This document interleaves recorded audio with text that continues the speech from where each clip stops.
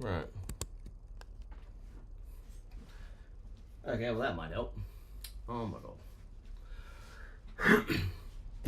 Had a complete derp moment. Well done. I thought that I was live, but apparently I actually wasn't. Well done. I got a baseman on the bench.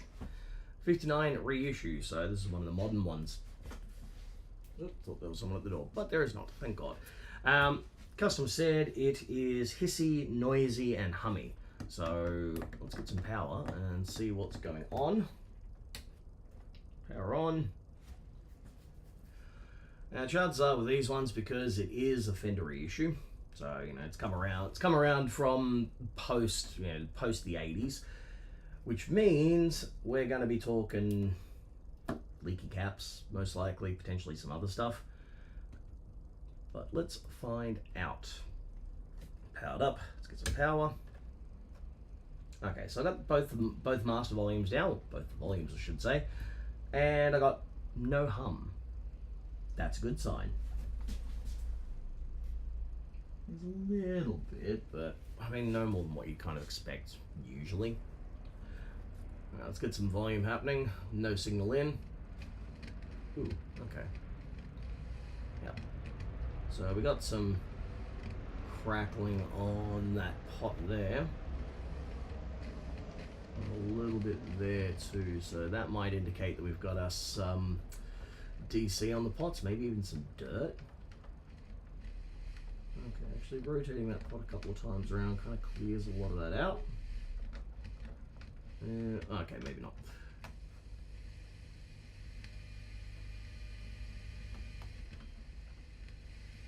Yeah, so I mean there's hiss.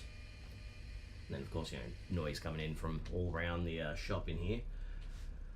But that's in better condition than I would have initially hoped for one of these.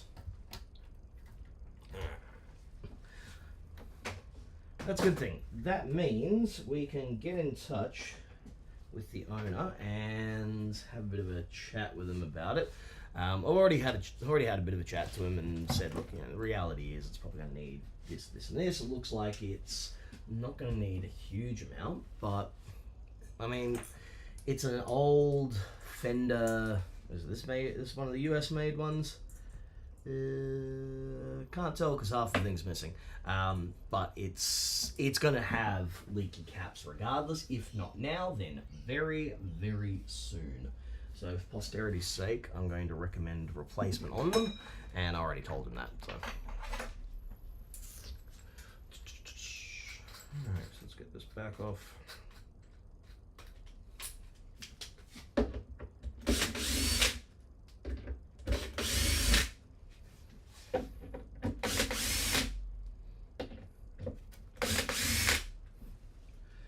Hey Robbie, how are we?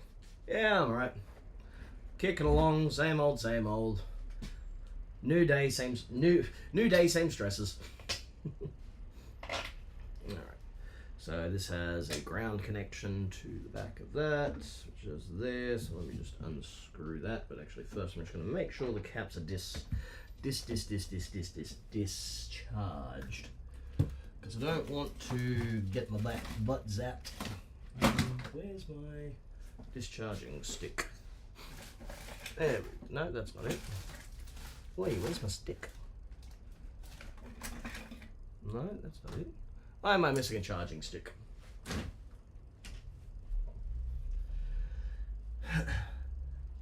It is good when people are well. Unless they're bad people. Then it's okay for them to not be well, and that's what we hope for. May their bed be infested with lice, and their underwear be eternally uncomfortable. Okay, seriously, where the hell did I put my discharge stick? Seriously. I am having one of those days today. Ah, there we go. Found you.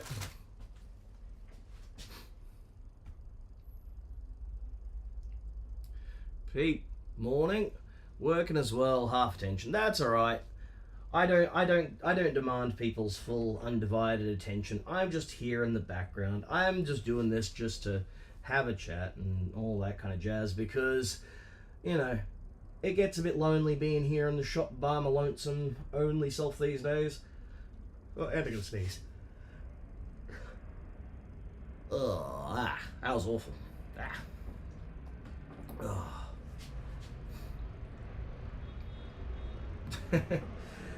Yeah, this is a Fender Bassman 59 reissue, so not the worst amp in the world, but not the best either. What's really bloody annoying is they use, much like the originals did back in the 50s, RCA plugs for the speakers, which is just dumb. You could have just as easily gone and replaced them with proper, like, 1/4-inch jacks that would have held the current properly, that take up about as much space inside of the amp. Or you could have just, like, wired them up in parallel. That's, like, easy. Not that hard to do, really. But no, Fender for some reason went, you know what? How about we use underrated components? Because why not? Jim, gentleman and a scholar. Seriously, as always. Thank you muchly, greatly appreciated. I've actually got some stuff that'll now be coming out for the memberships and all of that, so I'm going to be doing more things with the channel. I got a bit more time, got a bit more stuff that's organized, got, you know, things are starting to get kind of where they need to be. It's been an absolute crazy couple of months.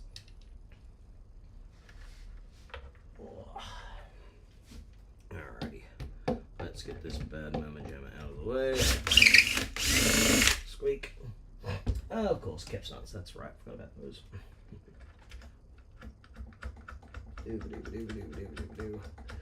Another thing, it's like, it's 20, whatever, or 19 something when these were made. Why would you not just add like a proper threaded insert or something onto this? Why would you go and just make it the way that Leo did? Because that was the way it was done. Oh, God. Seriously, these companies just annoy me when they do this. Alright, so we got that. Got that. Got that bracket back there as well. Now that really hangs that on it. Let's get rid of that screw there.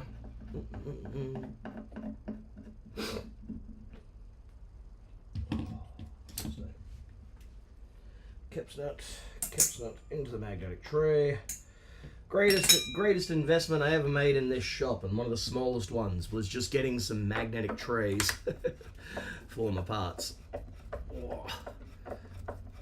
And so that way, I can always just drop things into the trays and I don't have to worry about them going anywhere.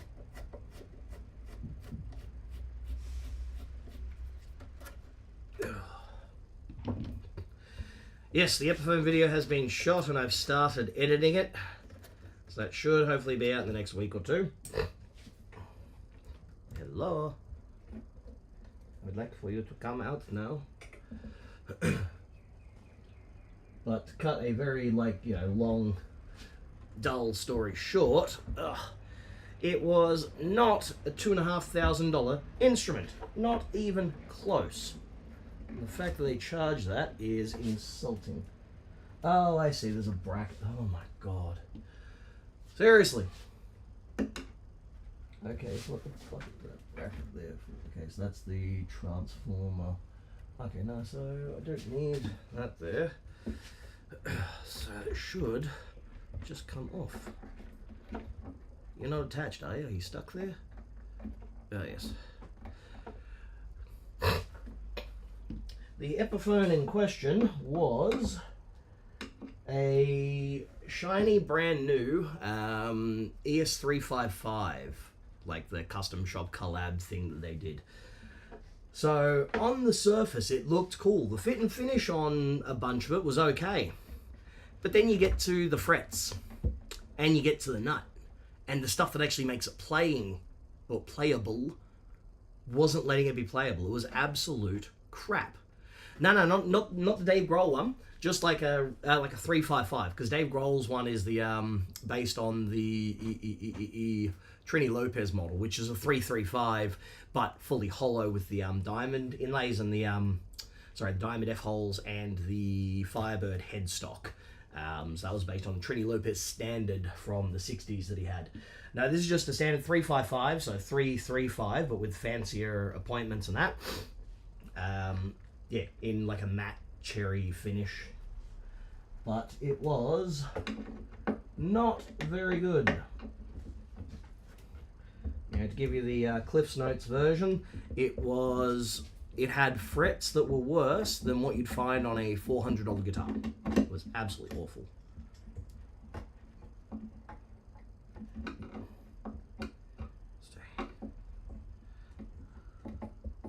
Come on. Oh, God. There we go. There we go. Now we're getting somewhere.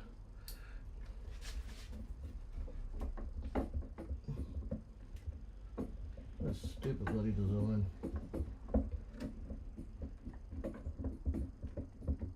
Absolute crap.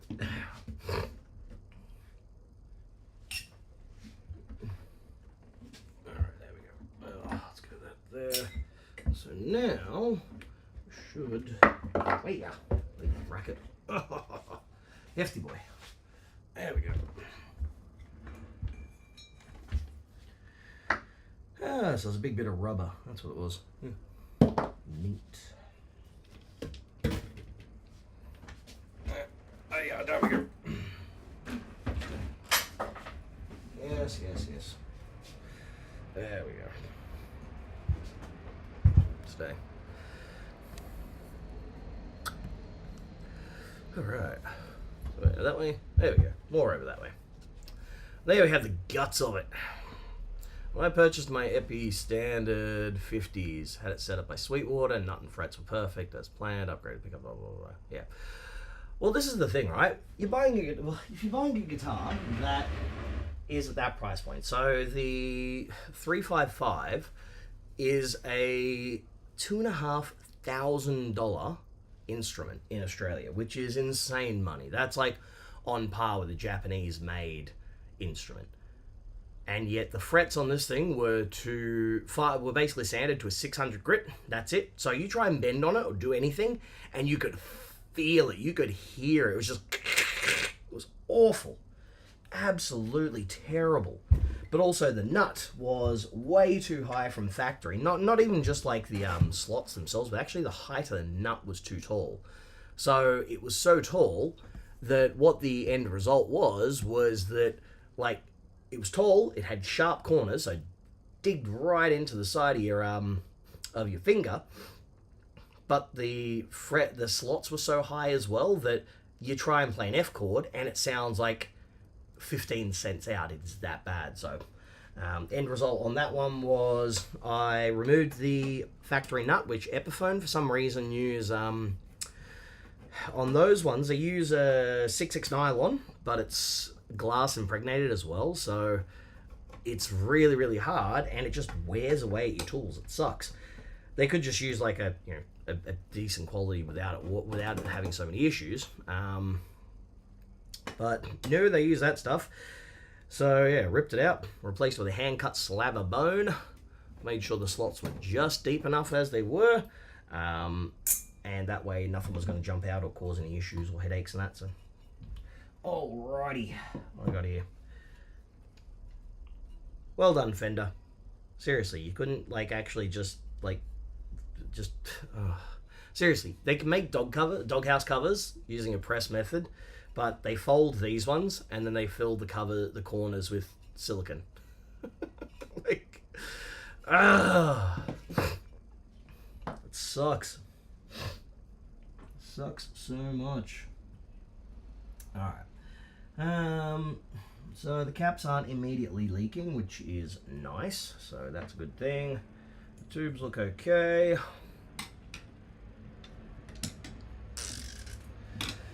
That can go there. But yeah, let's put that back up, like so. Stay.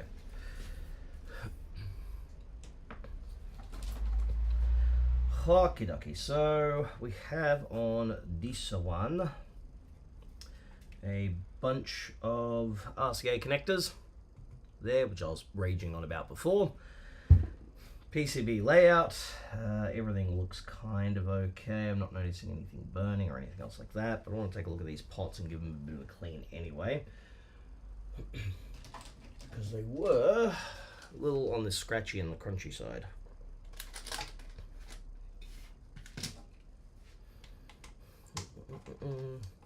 Yeah, 2.5K, it should be, you pull it out and you just set it up to taste.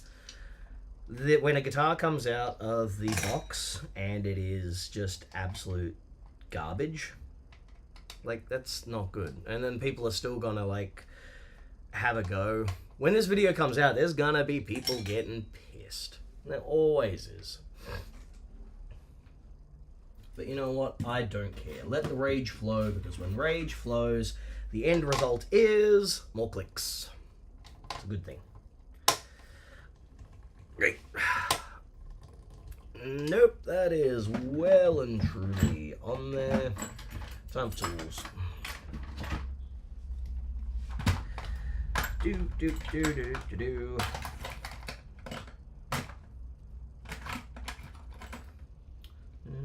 are you? No, there we go. There, right there.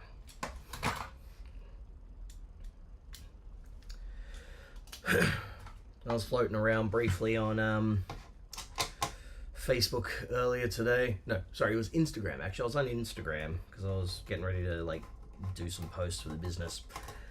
And I don't use Instagram personally myself. Not my kind of platform. Facebook and Instagram now are trying to shove threads down your throat. It's so bad. Like, it is, of all the platforms, it is the worst. But there's a guy on there who's a pedal builder who is, like, you know, moderately well known, complaining about some Lumberg 2.1 mil DC sockets that were apparently out of spec, out of tolerance, right? The insertion force was beyond what it needed to be. So apparently it was quite hard to do, but it took all of my effort not to reply to it, because, like, dude, you make pedals using tack soldered point-to-point construction that are bound to fail. Why are you caring about something like that? It's just insane. But, you know, these pedal guys are weird. They really are. Come hither. Come on. There we go. I said get up there. Whoa, very tight squeeze. Why is it so hard to... Oh, right. We've got that right. Get out of the way, you. Come on. I lucked out on my 355. Got it not working at auction. Various switch removed. $600. Yeah, nice. Solder works fine. Just need to dress that one fret. Really low fret, so I rarely hit it. Alright. Richard, how are we? Welcome to the fun. Oh, man. Okay. Yep. Let's give it a bit of a brief clean. Just clear off the dust and fuzz and gunk off of them.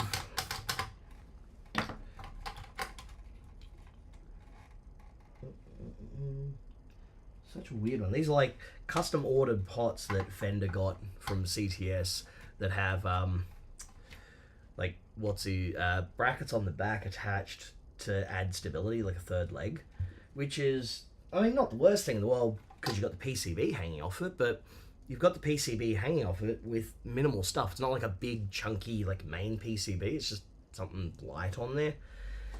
I don't know, man. Fender are just, they're a weird bunch. I swear.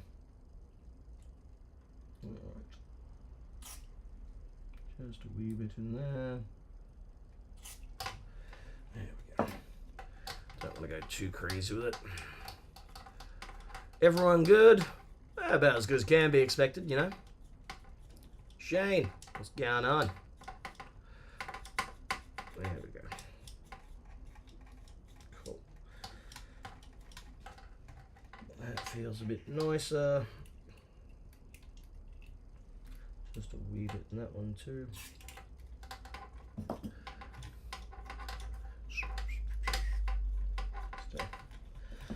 Alright.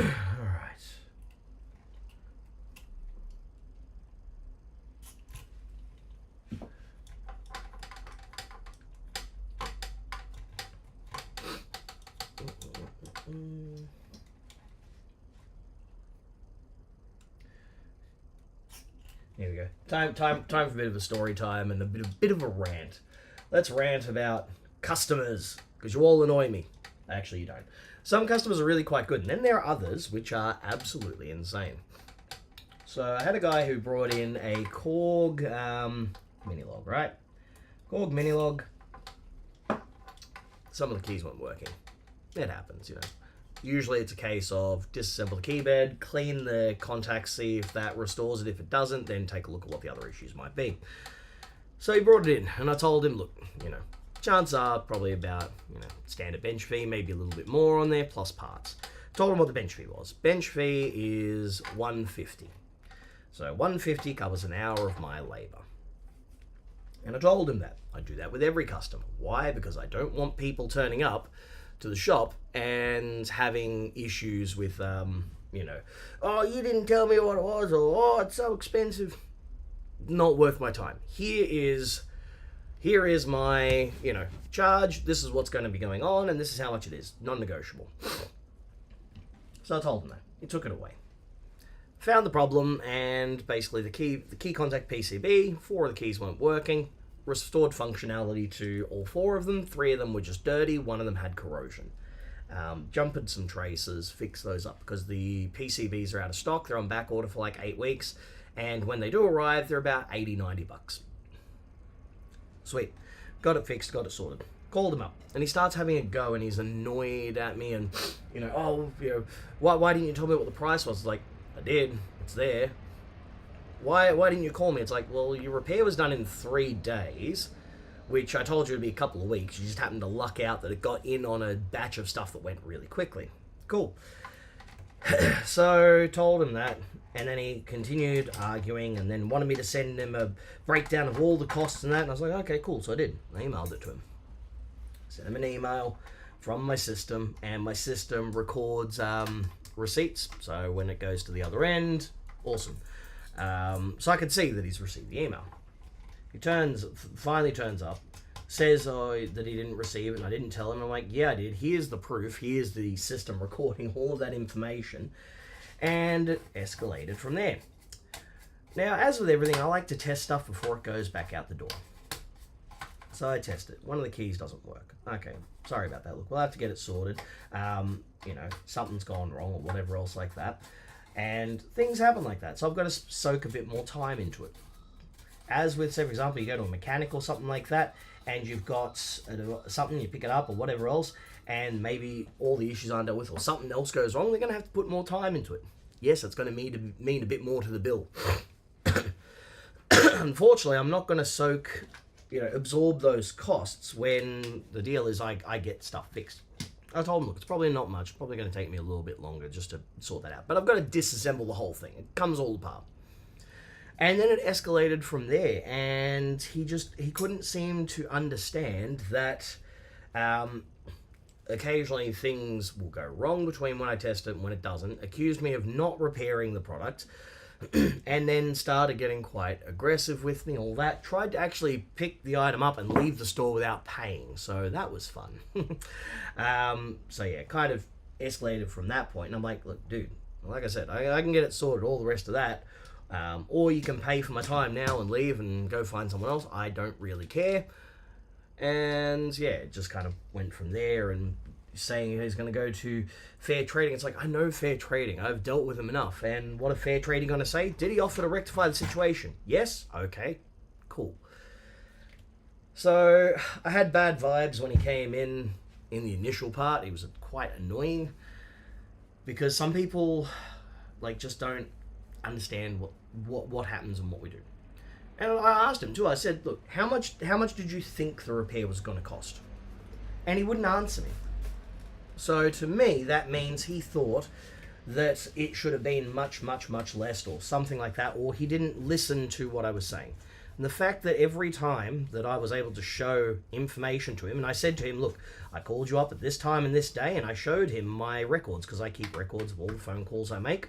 And he's like, no, you didn't. And then he looked in his phone, and I spotted on his phone screen, missed call from me, exactly the time I logged it in my system. When you're going to act like that in such bad faith, sort of, such a bad faith way, any goodwill is immediately evaporated. It's gone. Like, why would I want to go out of my way when you're going to, accuse me of things or act in a particular way towards me? I don't want to help you if that's the case. I was working on your stuff, trying to get it all sorted. So, yeah, that was fun. Customers, man. Hello, Woods. How are we?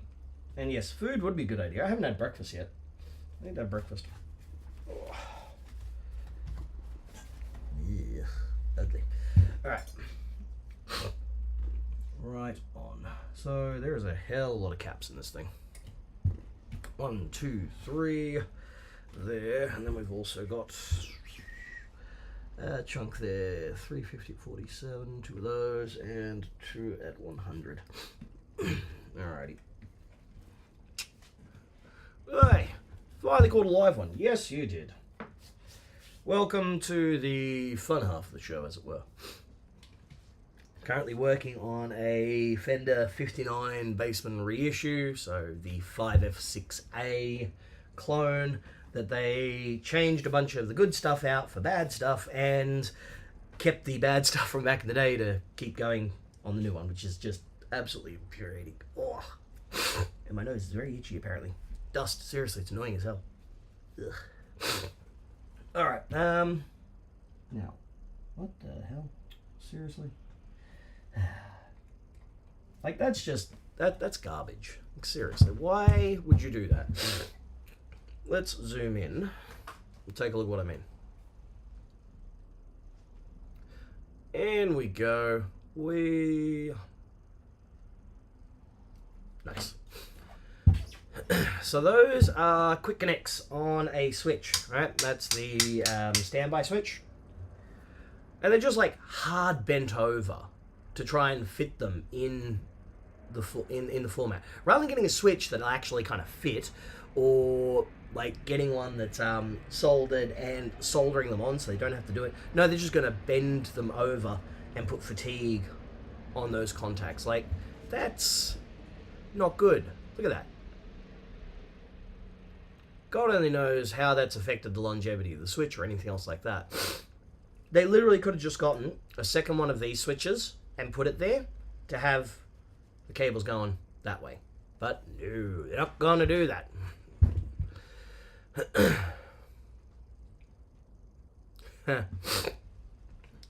Frank, how are you, my man? Got to pick up the toddlers. Ugh.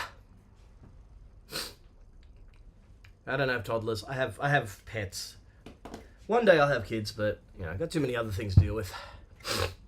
Okay, cool. Oh my god, seriously.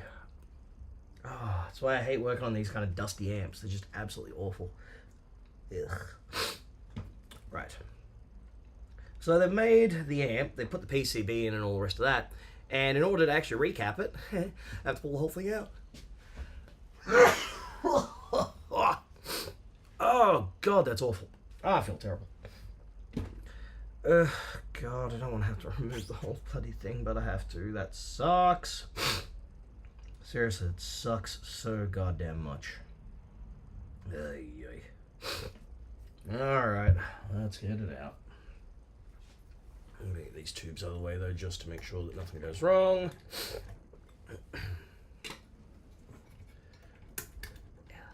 Come on. There we go. Alex! How are we? Oh, come on, you. There we go. Oh, crunchy. Charge a dust fee. I do have a fee for equipment that is like hazardous or similar.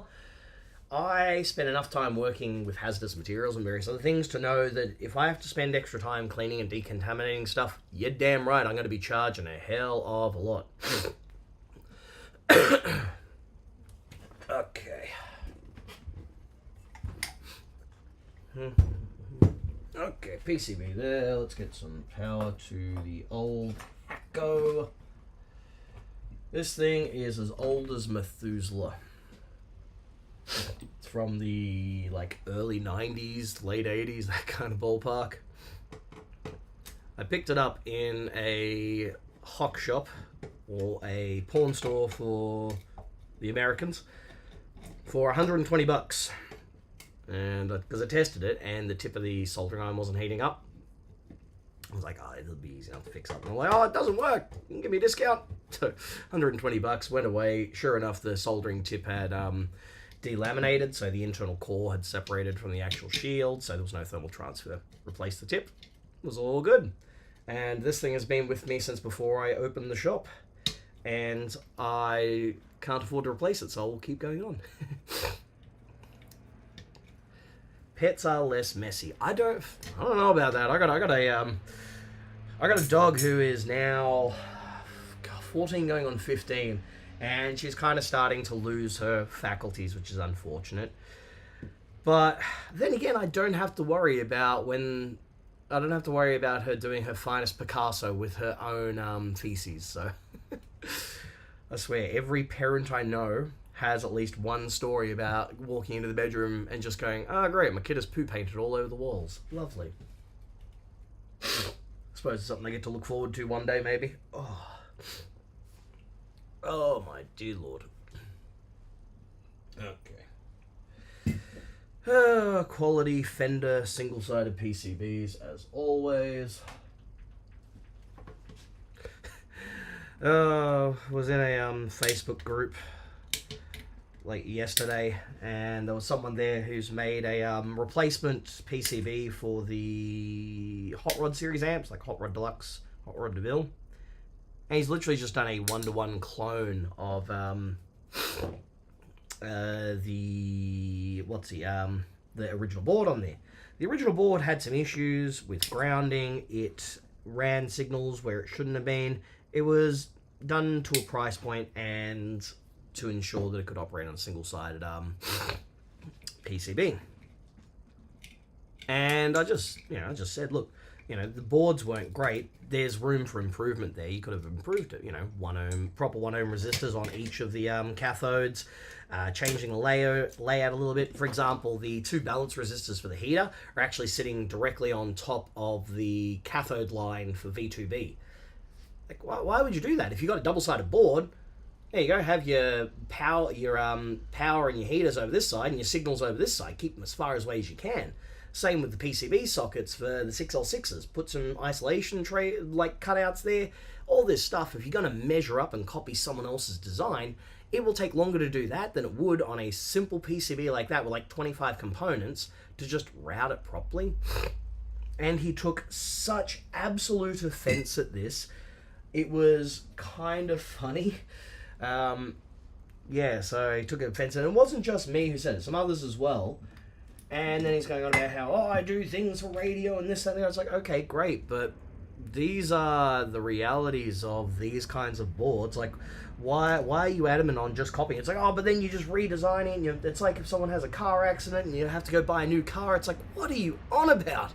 It's not a good board design, so just design a better one. If you're selling that to customers, why would you do something half-assed when you can literally just go, here is a better one. Here is something with a lower noise floor, with options. One of the common issues with them is they develop oscillation because you've got the signal and the high voltage lines all on a ribbon cable. If you put an extra ground point right next to one of those ones there, you can either A, continue with the ribbon if you're insistent on it, or B, you can run individual lines and have a proper shielded line for your signals to keep it away and get everything out of the way. But apparently that didn't, even his net classes looked almost identical, so the traces were the same width as the HT and the signal lines. Why wouldn't you just beef it up? End rant. And yes, you did see that, Brad. Others did as well. Yeah. What can you do? What can you do indeed? Such is life. What was I doing? That's right, reading these things. There we go. There. Richard. And others. Oh, come here. There we go. Okay. Come here, though. A little bit of fresh solder on there. There we go. Yeah, like I've never actually seen one that's gone that bad. A couple of bad like solder joints and that, but I haven't had. It's not like the Blues Junior boards that short directly and go absolutely awful. But those ones, like, yeah, they should be easy enough to make a better quality replacement for the ones that do need that kind of replacement. The other thing you can do as well, and one of the things I did was you go out there and you just buy a cheap one. You clone the parts that you need to, but then you rebuild the amp and you sell it for a profit. So, for example, you can pick up a mediocre condition Hot Rod Deluxe for like about $500. Pick it up, copy the board as you need to, replace the caps, pull the Zenas and the low voltage supply off of the board, do all that stuff, all the standard tweaks and bits and pieces, and you can usually sell it for about $950, $1,000. Done. Which is a pretty solid way of going about it. And that way you've got access to the parts without having to sort of try to find a dead board from someone. Okay. Where is it? There we go. Right there.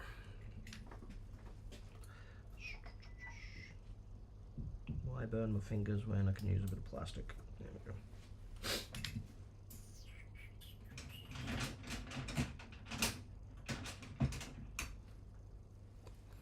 Also, Brad. Remember how you got those the lead forming tools, and they had those weird like they were cut incorrectly? I think I actually know why that is.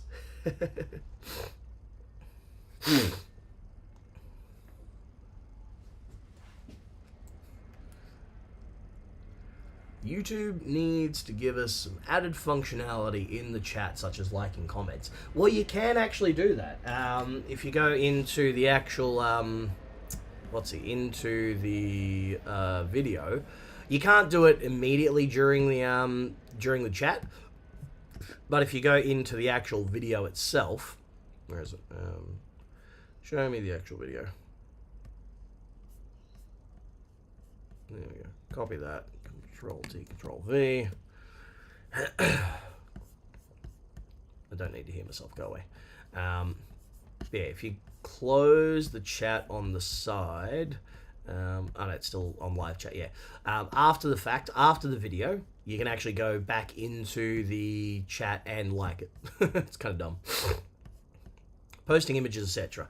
Well, you can. There are a couple of things that you can do with chat, like especially if you're like a member and all that kind of jazz. There are, for example, custom emojis and things that have been done. Where is it? That one there. Where is it? Where are you? Damn it. Yes, that one there. Show me that. Why are you not doing the thing? There we go. So, for example, there we go. There's that, which is the nope emoji. And that, which is the tube emoji. So, working on getting some other ones in there. I just haven't done them yet. So, yeah, so if you basically do colon underscore nope colon, that will give you the is it? No, that's not it. Let's try that again. There we go. Command X, that one there, Command B, there we go. So yeah, so if you do colon underscore nope colon or colon underscore tube semicolon. That gives you custom emojis. I'm going to get some more in there as well as I piss off more people and make things more funny. Hello, Joe! Alrighty, where was I? That's right, getting rid of these jobbers. That's right, get that out of the way. Come on, come here. Come hither. Stay.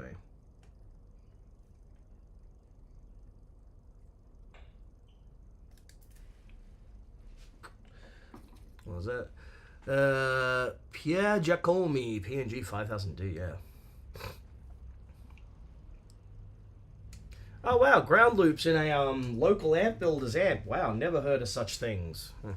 But yeah, Brad, like I was saying, those lead forming tools that you got, the ones that were supposed to be for the bending legs for standing up on things, they're actually TO92 lead forming tools.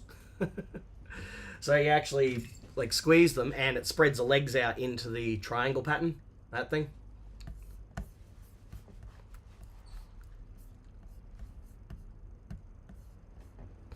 Because yeah, I someone in one of the electronics group was showing them. I'm like, oh, I've seen those before, and yeah, your lead forming tools that you got had that pattern to them. So it looks as though the one that you got was like defective, like they've used the they've put the wrong handles on the mold.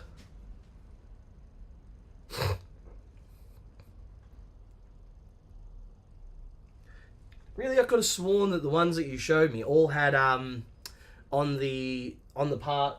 There you go. Those ones. Could have sworn the ones you showed me were all, instead of being rounded over like that. There we go. You stay. So instead of being rounded over like that, they were like a stepped pyramid inside of there. Because I'm sure, because I could have sworn that they all looked like that. And because of that, they looked like the lead forming tools for transistors.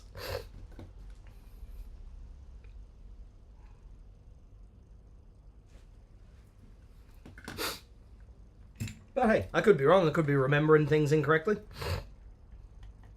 But I remember them being stepped or something. And that's when I saw the other ones.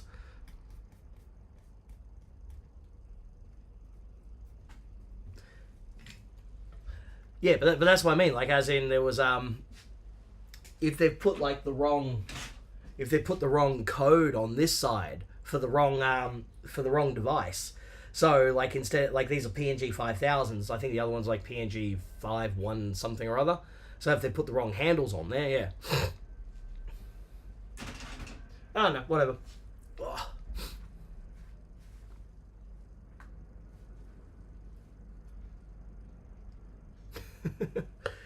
Lazy J by Mesa. I don't know. Now that Randall's been given the boot and all the rest of that, and we've got Mark IIc Plus reissues and a Rev F reissue or Rev G potentially. I think Mesa maybe finally is getting their shit together. Unknown, but we'll see.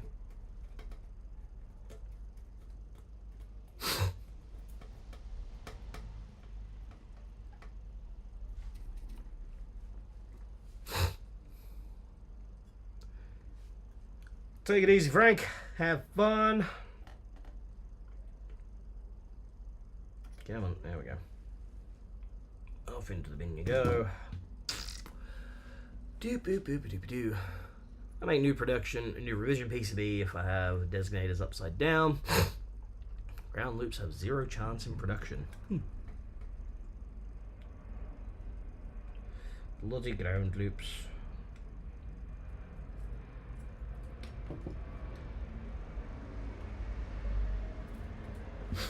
Alrighty.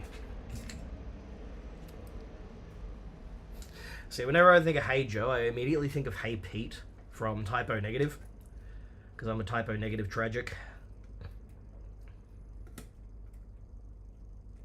Come on. Get out, you. I said, get out.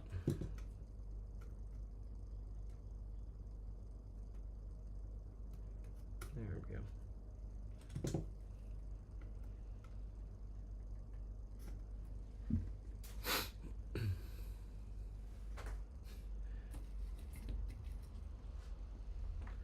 Two more to go.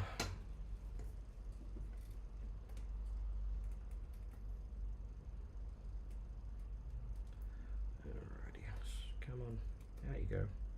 I said go, you bastard.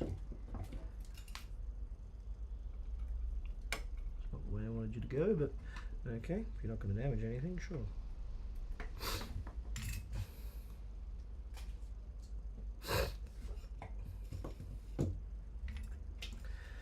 One more. There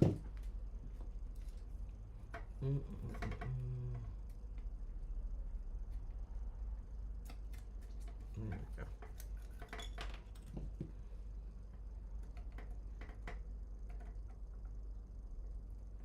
Stay. Excellent.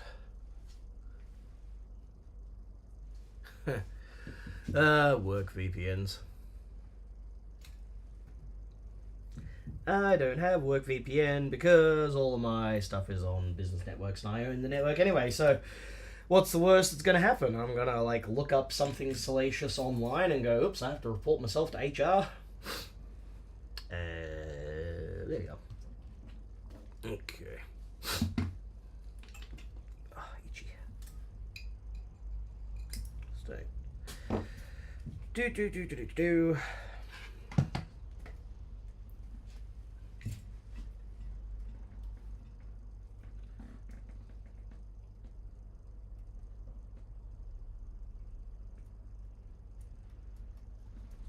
Go. Okay.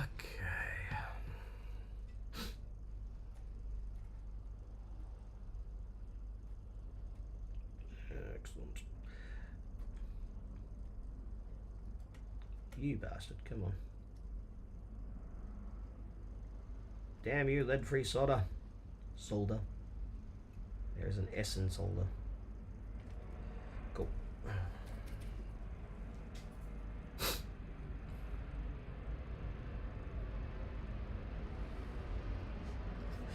I remember way back in the day when I was working for a company, I had a Linux distro on CD.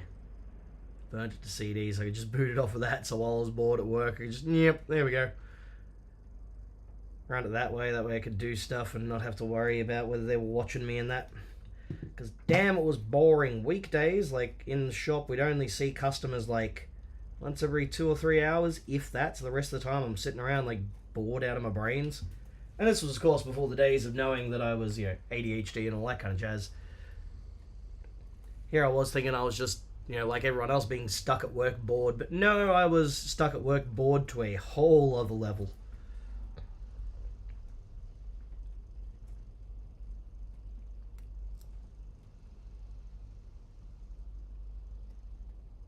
Come on, you. Oh, God, seriously. Some say I can't play right-handed, always confusing my brain. There we go. Alright, one more time of feeling. There we go. Much better. I do like using solder braid, solder wick, all that jazz on these stupid single-sided PCBs because it seems to reduce the chances of lifting. Yeah, acts like a heat sink, all that jazz. So.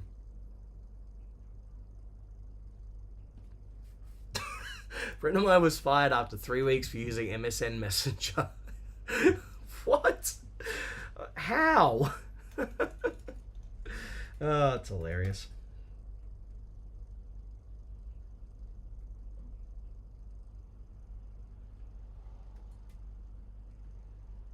God, there was a conversation the other day on Blue Sky about what people used to chat like before Facebook Messenger, but like after text, like after phone calls. And yeah, if you're in Australia, it was a different experience to if you're in the US. But like, you went from like ICQ back in the '90s to MSN Messenger here in Australia, at least. If you're in the US, it was like AOL, yeah, Messenger, and then on Facebook. Oh, I miss the old days of MSN Messenger. It's good stuff. Cool. They're all good there, ready to rock and roll. Just quickly remove them. Lumpy bits.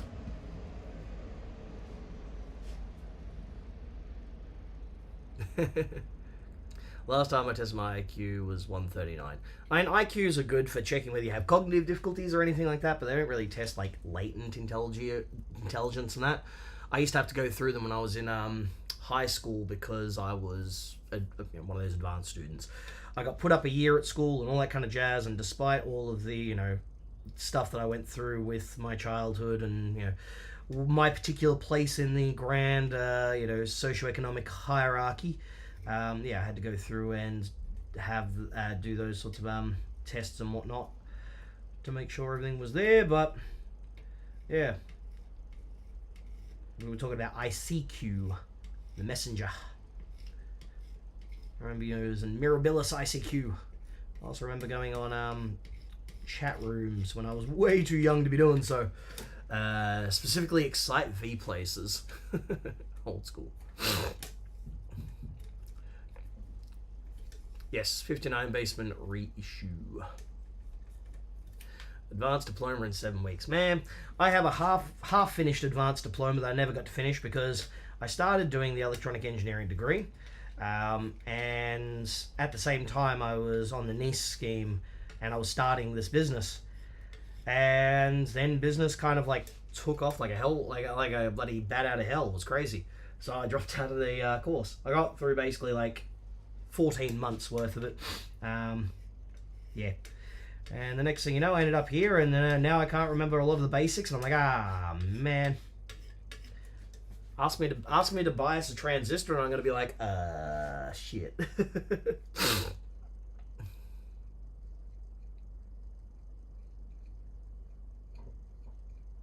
1024 by 768. Hells yeah, SVGA. Oh god, I remember chatting to people on MSN Messenger via video, and I was like 3 frames a second. There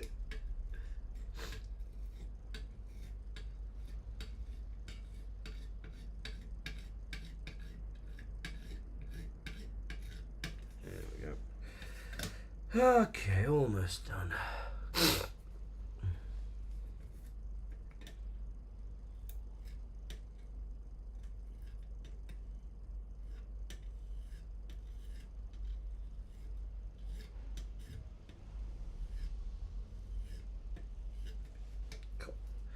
Alrighty. Silicone removed. Yeah, but like as in doing the math for it. So working out the bias point at the base for what's doing in that. So doing a standard voltage divider. Obviously you get your 0.6, 0.7 volts across the base emitter junction. And you got your amount of current flowing through that. You got to work out how much current you want to get through and bias it so it gets right in the middle. Ooh. 40 frames. Yeah, no, it was like 3 frames a second, if that. But we did have a half decent sort of broadband infrastructure before the government started doing the NBN, which was destroyed by the Liberal government. Oh, I just noticed all this bloody what the? That's a bit weird. Just noticed all this goop dripping off of the the transformer. Hopefully it's nothing crazy and it's not heat related. Not seeing it anywhere else, but yeah.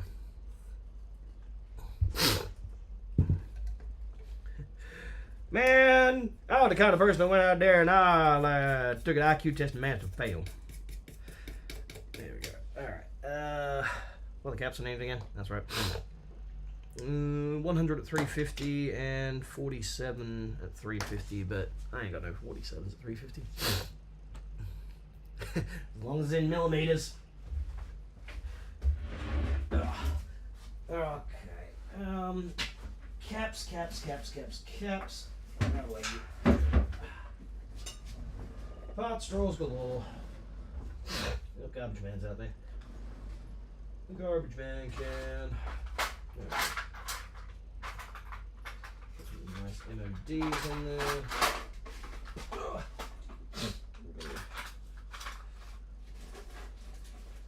47, 20s. I may as well use it last one, too bad, doctors. 33. 23.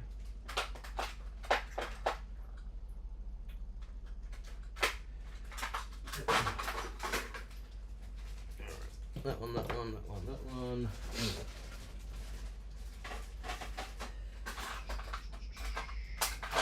2 or 3 in there.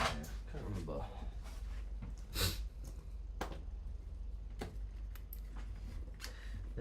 Three.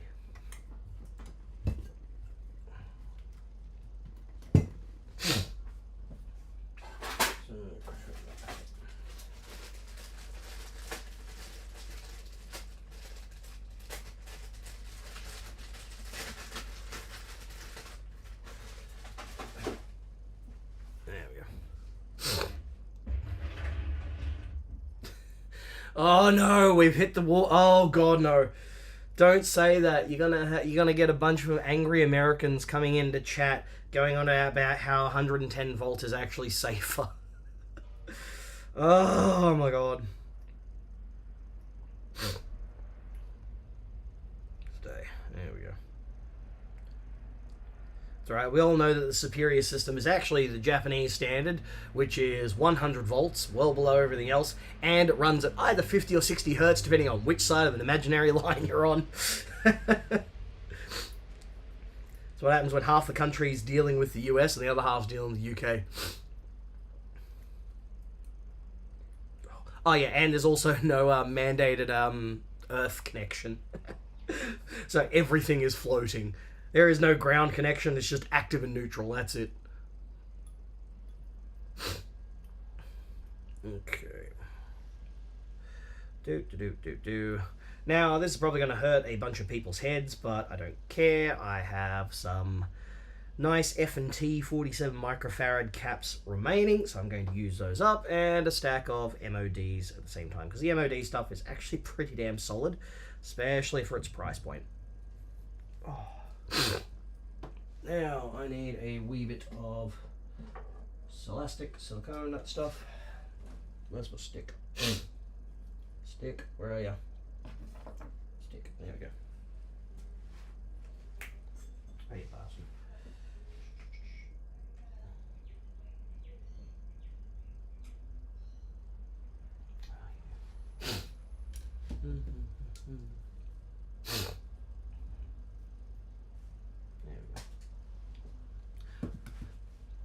Yeah, MOD, TAD, F&T, V-Shay. I tell you what, even like, the IC caps, I have used them. I still have some in stock. Why? Because they're not all crap. It's the ones that are crap are the ones that Fender spec specifically. Like, IC is just a brand of Cornell Dubelier. That's it. So they're not like the worst things in the world.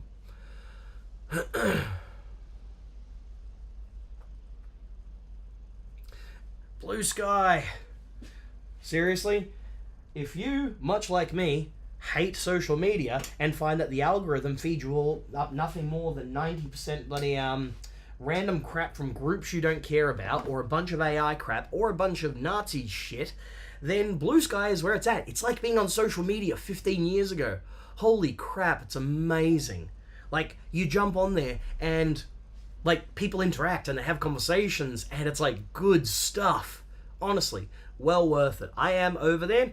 I've just actually got to finish setting up the Dr. Gear one, which is there. So that's at drgear.com.au, so using my own URL handle for that. I do have a personal one, but I tend to keep that under wraps, but it's not that hard to find me. There we go. Now, Blue Sky is basically Twitter minus Apartheid Clyde. And the great thing about it is you can actually jump on there and grab, say, for example, what they call starter packs, which is like curated lists of people to follow, as well as pre-done block lists, so you can automatically go on there and block all the weirdo, MAGA, QAnon, conspiracy Nazi freaks, and you never see them. It's amazing. So yeah, it's a really solid platform. There's no ads on there. It's just cool, man. It's really cool. And the good thing is, because it's built on the app protocol, you've got the ability to access it from outside of Blue Sky, so other people can basically use the protocol to access it. Think of it kind of like email, in that email runs on POP and oh god, I keep forgetting the other one. Not SMTP, that's bloody timecode. The other standard. So you can interoperability. So you can have an app that accesses your email account, or you can have a different app that accesses your email account. So I can use like the iPhone email app, or the Gmail email app, or something else like that, and I can access it. You could do the same thing with Blue Sky, which is cool. So it's not just in the hand of like select like weirdo like non-human billionaires. It is brilliant.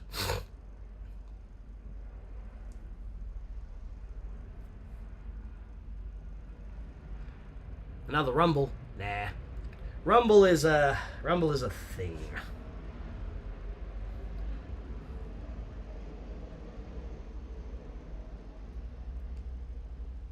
See, free speech is fine. Yeah, everyone's entitled to say what they want to say, but like anything, if there's someone in the street screaming and yelling about how, like, you know, I don't know, something about bloody, I don't know, transgenders are out there turning the frogs gay or something like that, I don't want to hear it. And so I can either, you know, A, walk away, or B, put my headphones in. And Blue Sky is kind of like, you know, being able to just make it so that they can yell, but you can't hear them. So they're welcome to say and do whatever the hell they want. I just don't want to hear it. I got enough negative shit to deal with in my day-to-day life. You know, free speech is all fine and dandy, but, you know, there's some things that are just best left not said. SMTP. It was SMTP. Yeah. And IMAP, that was the other one.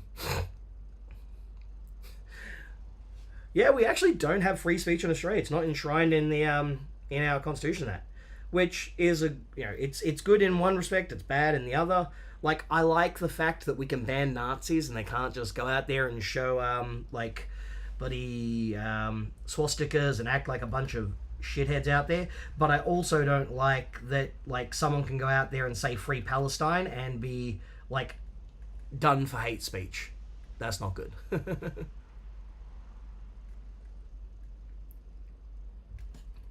Stay. And oh, god damn it. Ew. Ew, ew, ew. Silicone on the fingers. Oh.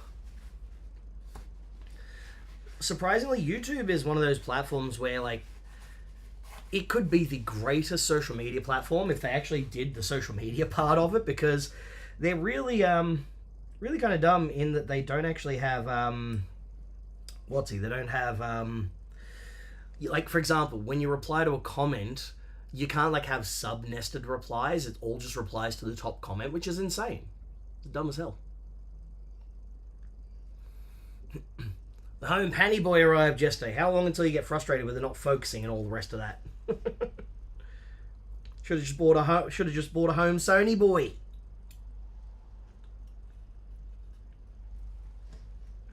There we go. A little bit there, bent over that way.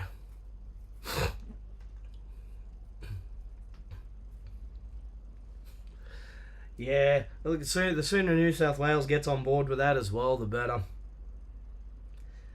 And remember, people, it is your moral imperative, and it is entirely correct to punch a Nazi.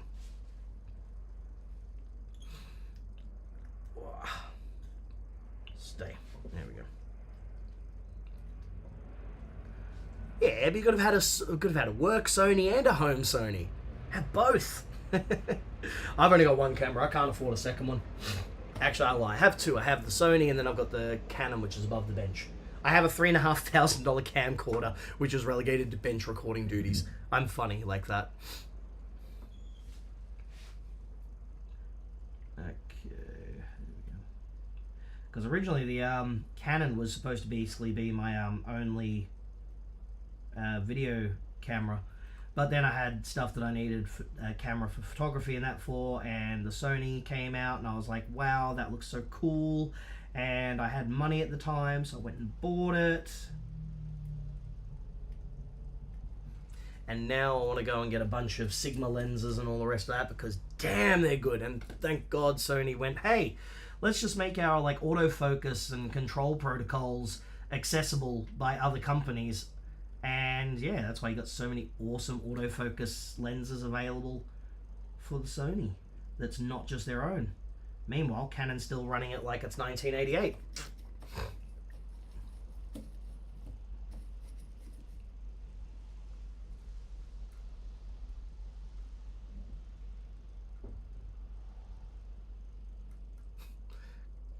I have yet to see a Nazi in person. Well, I mean, you know, the only thing I'm going to say on that is that when there are people, like for example this week in Columbus, Ohio, marching in the streets, yelling, Jews will not replace us, amongst other things, carrying literal Nazi flags, I don't know, man. If it walks like a duck and it quacks like a duck, then it's probably going to start goose-stepping.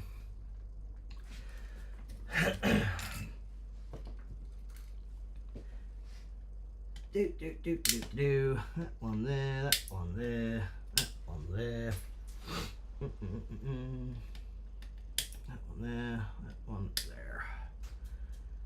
Okay, go there and there and there.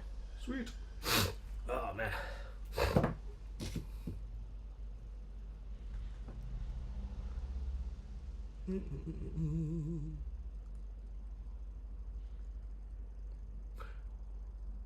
The templates. Wait, which templates?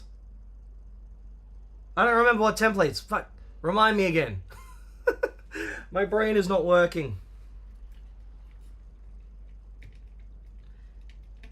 Oh god, seriously, I forget so goddamn much. Oh. Boy, yeah, I'll stay. Do. That goes there, that goes there. Alright, those caps are now in there. Good. Put some screws in. Ah, shit, that's right. Oops, my bad. Yes, I gotta sort those out because mine's actually kind of gone a little bit funky. But I'll sort that out sometime, probably in the next day or two. Because I'm currently sorting out a new rig for my workbench here. So I got the MacBook up there at the moment. And I've got a PC that I built from random parts left over. I'm going to put in here. Oh. Ouch. I used to be a Canon boy. I had a 1DX, I had a 6D. Lens-wise, I had all the standard sort of wedding photographer affair and that. So 24 to 70 2.8 version 1, 7200 IS version 2, 100mm macro, not the L series one, just the standard USM. What else did I have? God, I had a bunch of other just random old lenses I picked up for next to nothing, so it was solid. Oh man.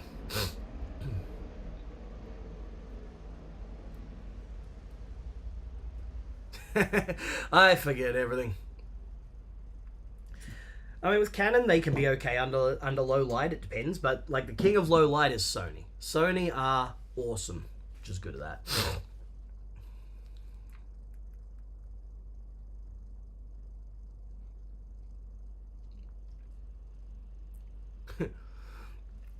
Yeah, that's the thing. I pay for YouTube Premium. It's actually the only subscription I have for online now these days, because it's just one of those things where I will pay the money because it's worthwhile, because creators get more money out of it, but also I don't have to deal with ads and I got access to stuff. I pay enough so the missus and I have our own accounts, and costs okay. I cancelled all of my other subscription-based things and streaming services and decided to rejoin the high seas because they keep upping their prices and doing stuff. And yes, I have mid-roll ads on, because why wouldn't I? Doesn't net me much, but one day it might. I might make something out of it.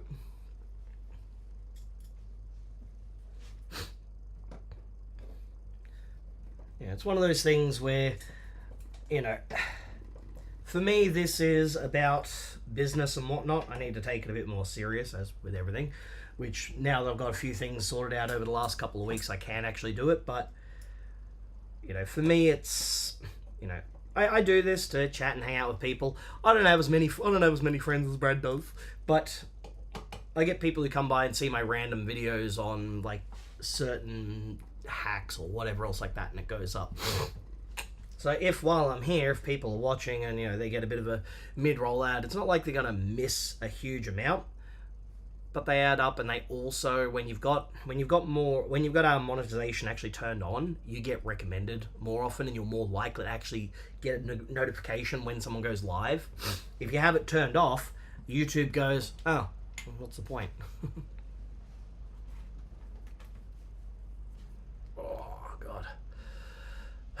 Alright, that one's done. Let's flip it over and get the other out. Oh, hefty boy. I don't want to have to remove all this, but I have to. Oy, oy.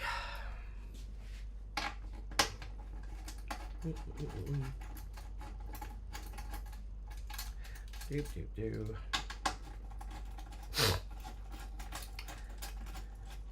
That's the one advantage of those old Fenders amps, even if they have the crappy bloody fiberboard boards in there. You can actually replace the components from the top side of the board. This one, the whole damn thing has to come out.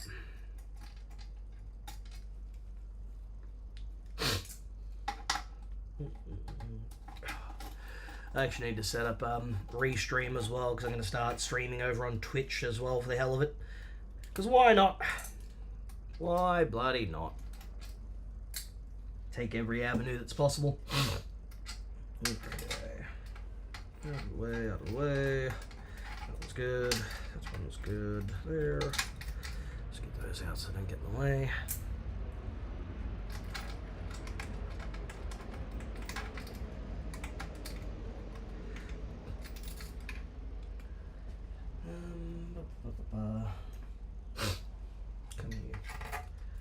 I lost my bloody favorite magnetic stick. I gotta buy another one, which is annoying. I loved it because it was basically like an old-fashioned aerial, but with a magnet on the end, so I could stick it wherever and pick things up if I dropped it. But I can't find it now.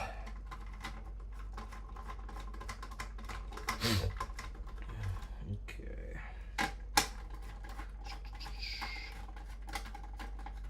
Stay. There we go. Okay. So we got that out of the way, we got that out of the way. Let's get some screws in here. Nikon D800.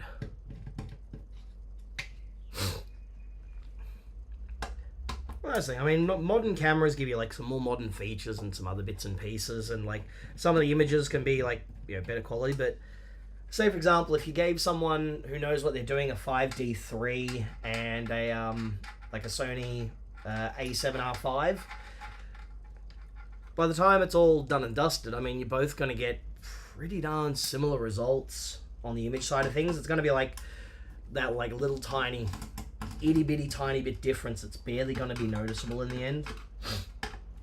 What is nice, though, is obviously the, the ability to go with more pixels, to be able to pixel peep and like edit things and do all that kind of jazz and lose very little. Also like focus stuff and things to be able to really dial into it. Okay, there's the other one in the middle.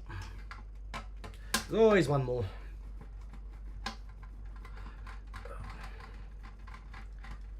I was never a Nikon guy. I was over on Canon. Yeah, am I missing one? Yep, okay, so there. Need my cutters. This thing.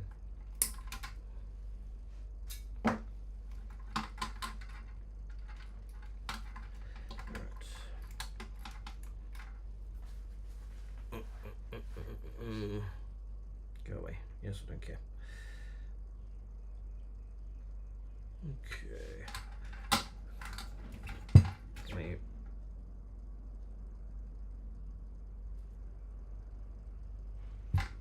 Who needs to mark stuff with texture and all the rest of that when I can literally just take a photo of it and refer to it afterwards?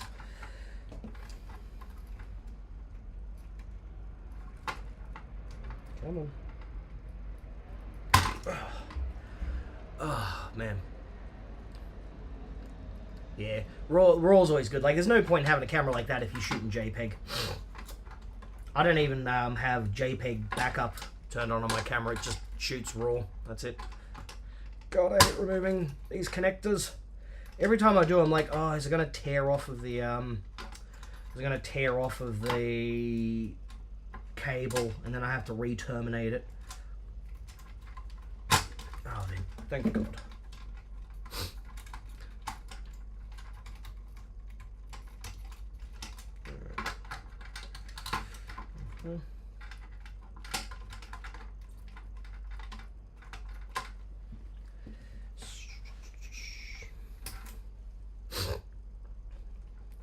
Dad's running a Nikon. Yeah, I like my Sony these days. It works well for what I do, which is nice. God damn it, seriously. Yes, okay, so you're there. Now look, that just comes right off. Of course it does. Cool. What are you stuck to then? Because you should be flipping up right about now. Those cables are out of the way.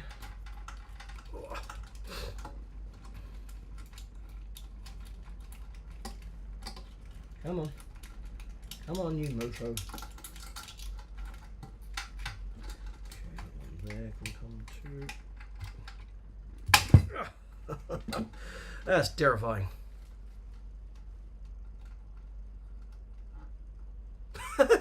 Oh God, is he still going on about the Hot Rod Deluxe PCBs?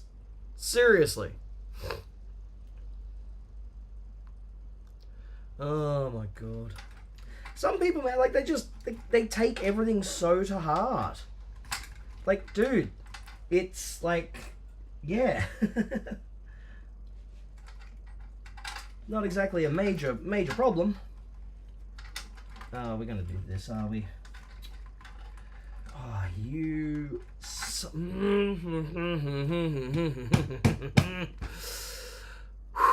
Okay. So, the lamp, of course, is in the way, because in order to flip that board up, I have to get that out, which means I have to get medieval at home. Seriously. It's annoying. I'll tag in the post in a minute, Alex. It's quite funny, actually. Oh, I say funny, it's actually kind of depressing. Let me see if we can find this damn tool.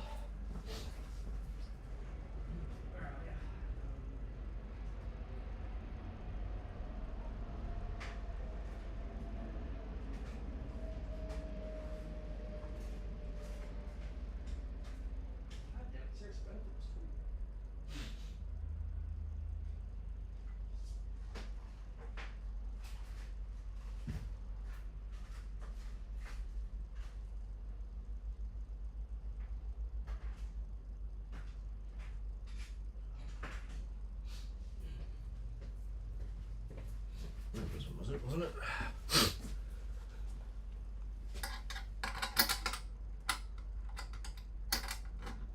Bastard, too small. That wasn't the one.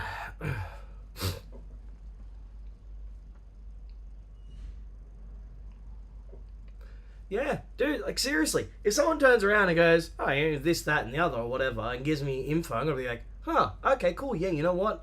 I'll take your advice on to heart. If someone's giving me like crap advice, or it's something it's like obviously wrong, or they're talking shit out their ass, I'm gonna be like, nah, whatever. But sometimes you just gotta like, yeah. Yeah, Rob. That's what I was like, wait a minute, what, huh? I didn't know if he was actually like sticking up for the guy or not, so I'm like, I'm just gonna like play this one kind of cool. Oh man. I can't find my tool for removing these stupid things. Ooh, Mamiya RV67. Nice. That is good. That is solid.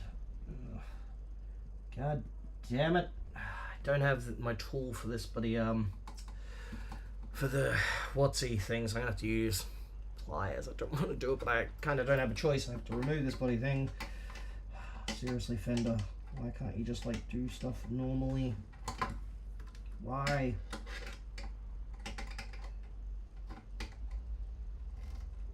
Come on. Get out of the way.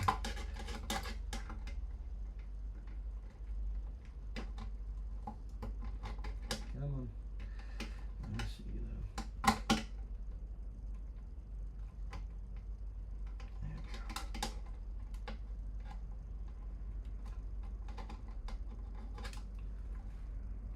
Almost loose.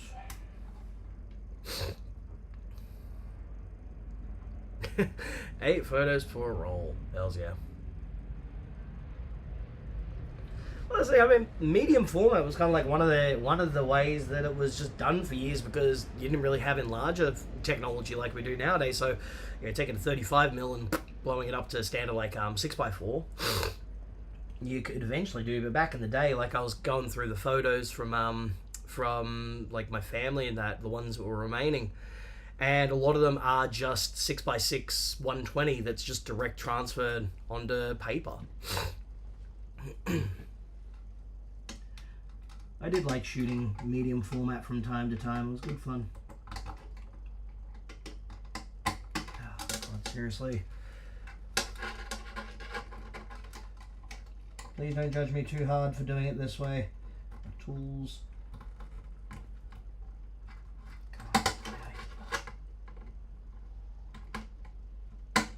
Get in there. Oh my God, seriously. Yeah, the old Kodachrome.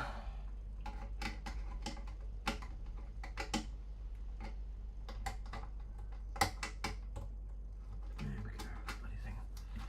Oh, yeah. That bloody bastard. There we go.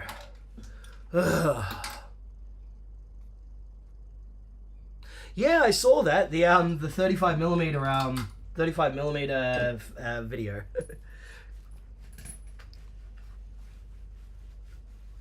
ISO 800. My God. Melvia's classic. Okay, come on. Flip it.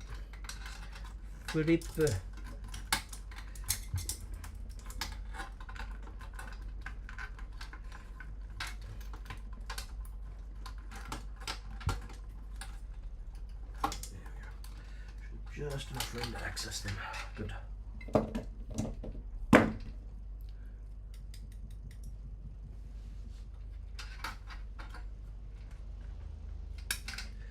Okay. That one.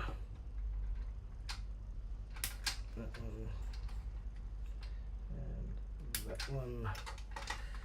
Then we go to this one and that one. And give it a twist. Stay.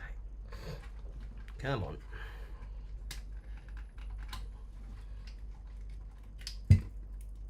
Ugh, there we go.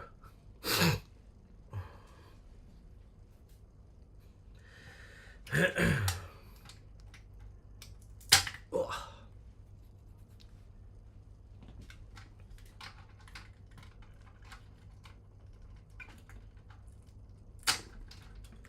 I didn't get into photography until the era of digital stuff, but at that time, film stuff was also quite cheap, so you could like just mess around with it, and that's kind of how I got into it.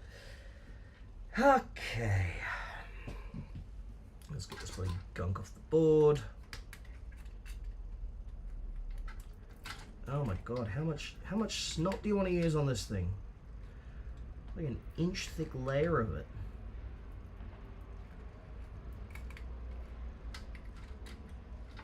Yeah. Nasty.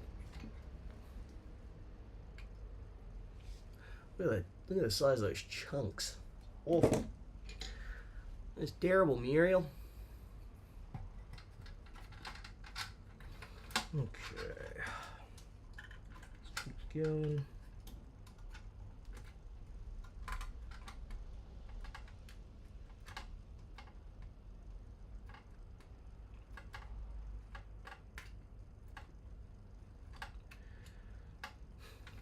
When I'm over in Japan in March, I'm gonna go check out some camera stores as well. See what kind of cool stuff I can find. Find some random old cheap lenses and adapters. Get some character stuff happening.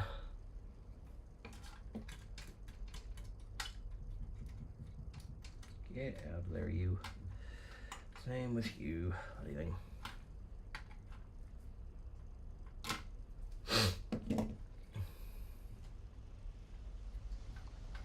As a clone disguised as an amp. Nah, clones are at least half decent built. This thing is just whatever guy they had on envelope design that week was just not at it. Yeah, seriously, you take enough photos and then some of them will turn out. When I did like event photography and stuff like that, seriously, the advent of digital cameras was brilliant, because then you just go and then go, here you go, 20 shots of the same person, then bloop, the goop. Yeah. See, this is more like a car amp. Ugh. Those things are just, seriously, it looks like a ghost just jizzed all over them. Scholastic everywhere. So bad. Like, oh my god. The worst part is they're proud of their goop. Why would you be proud of it? There is so much everywhere and there doesn't need to be. Just properly secure your components. Put a little bit here and there maybe, but not all over everything. Yes. Home darkroom, nice. There's a bit of a lost art, that one.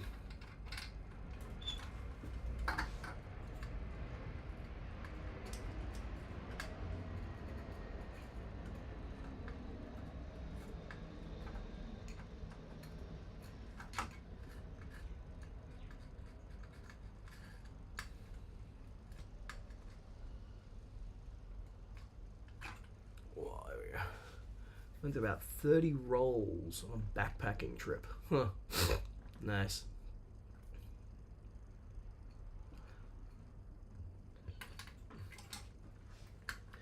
Yeah, nowadays when you go through bloody customs, you have to request a manual inspection if you're taking film, because the machines will just absolutely obliterate any undeveloped or even a lot of developed film.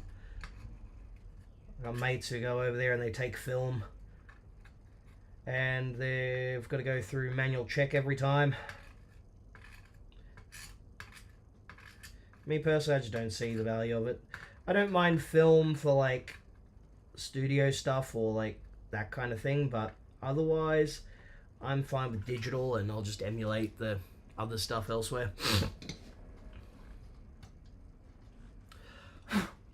Okay. No, lighting. Yeah, the old disc cameras. That's why I like that's why I like channels like Techmoan and Technology Connections, because they're cool, because they cover like a lot of those old technologies and that, and they did things on like video discs, like compact digital cameras that had like floppy disks and various proprietary formats. Absolutely crazy stuff. Okay, let's get this remaining goop out. Come on, you. Get out of there, you. Stupid bloody gunk. Yes, I see you there. Come on. Damn silicon. There we go. Silicon removed. Oh yeah. Alright. So now we can get rid of those stumpy legs. Go that way. There.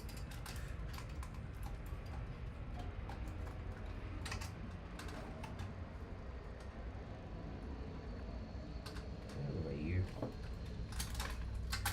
Go away. Stupid cables. He's good. He's a solid dude. The fact that he went and he did like a 6-part series on CED, like capacitive electrode discs, the basically like a record that does video, that was absolutely insane. Complete bloody madman. But it was cool. It was a good series. There we go. Bulk.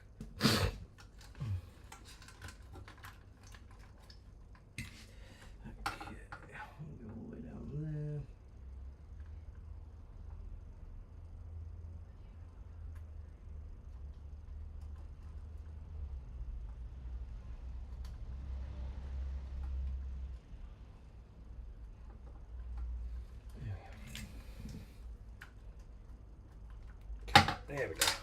Oof.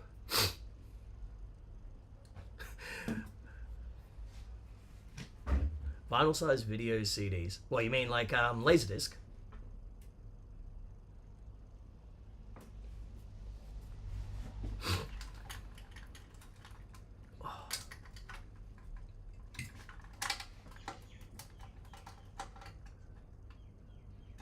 Come on.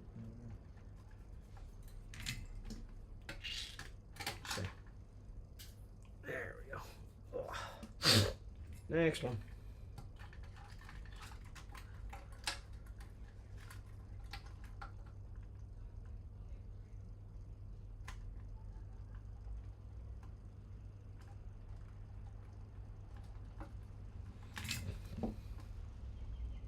Oh, okay. Nice. I like everything's just pan out. Okay. 2 more legs. Put those components in.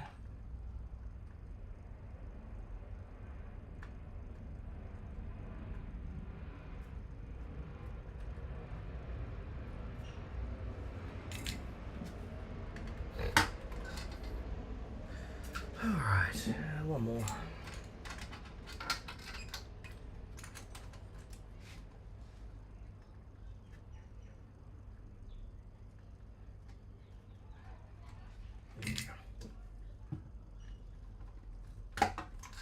Sweet.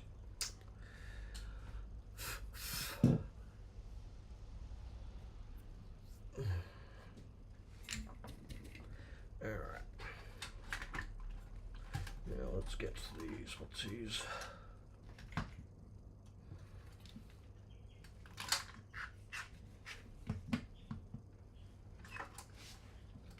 It's amazing how much of this job is just balancing things in really awkward positions and ways. Trying to shove tools in places.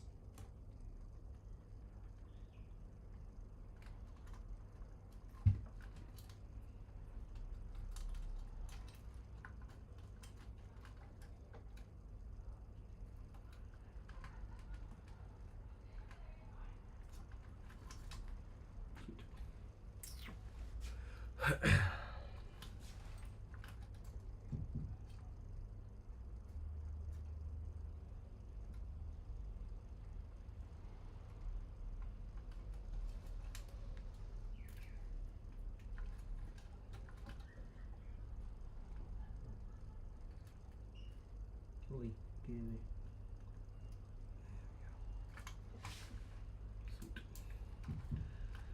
And finally.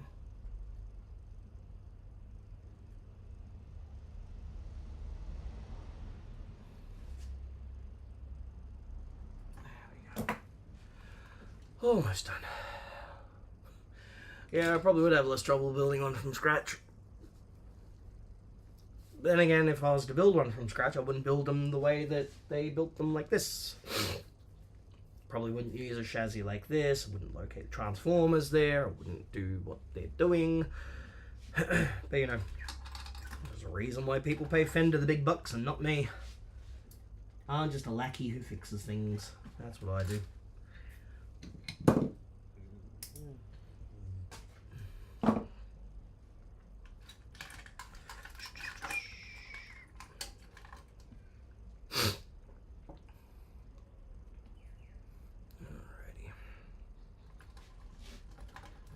All the way down there.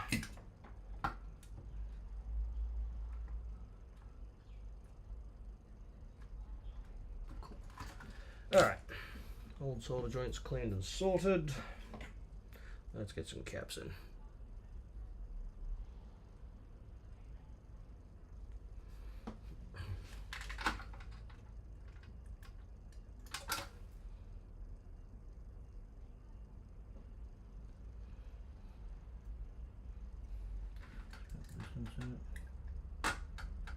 Yeah, cool. I just don't want the excess legs hanging too far off the back.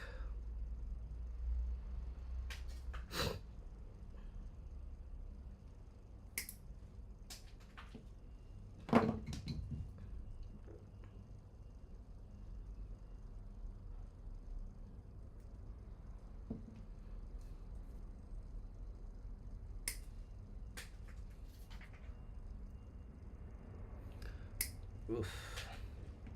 It is starting to get warm here in Sydney. It's bloody awful. The workshop right now is very, very humid.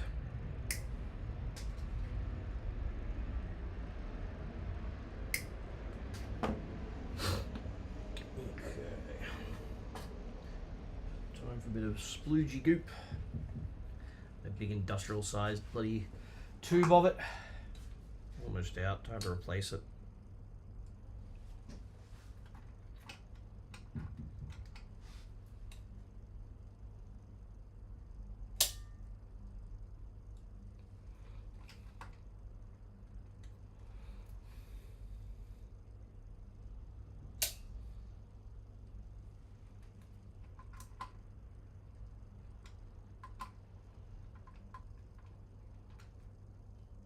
That'll do. Cool. Alrighty. Now let's make sure the polarity is correct.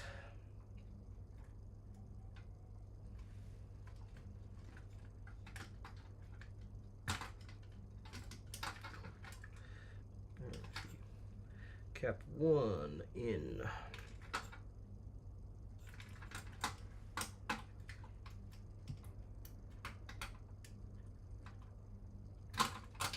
Cap 2, check. 0 degrees and snowing. Ah, that sounds amazing. I would gladly be involved in that if I could. Instead, I'm stuck here about 25 feet from the surface of the sun, being charged the wonderful sum of a hell of a lot for the privilege of doing so.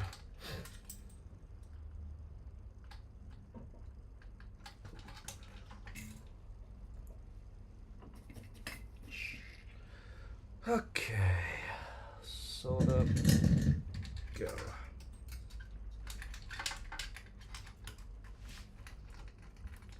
Alright, let's do this.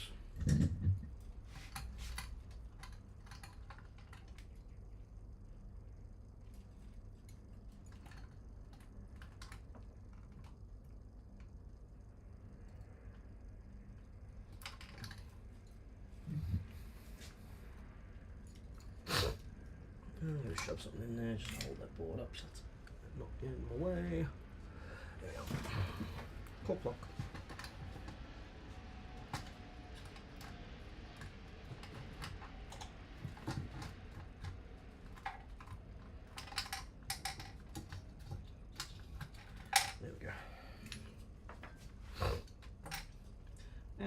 fight with it.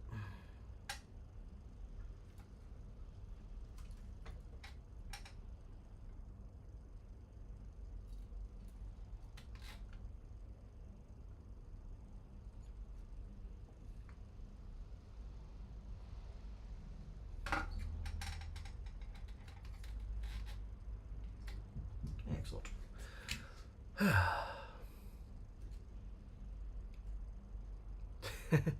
See, I can deal with that. I already look like the Michelin Man. I'm a fat bastard. Didn't always used to be, but, you know. At least in that instance, if it gets, like, cold, you can, like, wrap up and warm up. Here in Australia, when it gets hot, you've got, like, two options. A, go jump in a pool, or B, find somewhere that has, like, AC. You step outside and it's just...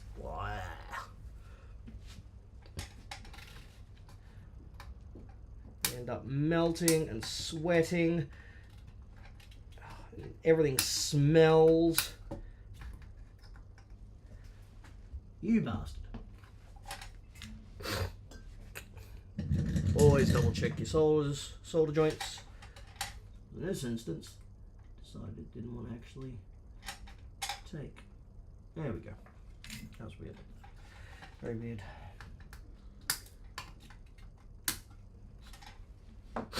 Alright.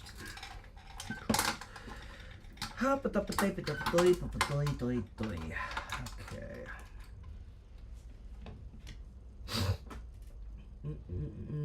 Plate resistors on this one. 1 meg, 1 meg. 470 ohm. 82k, there we go. 82 and 100. I am going to replace them because they always seem to go bad.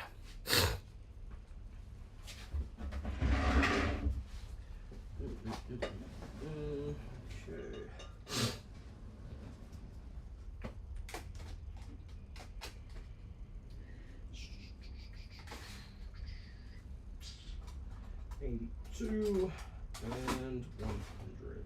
There we go. Couple of nice metal film jobbies.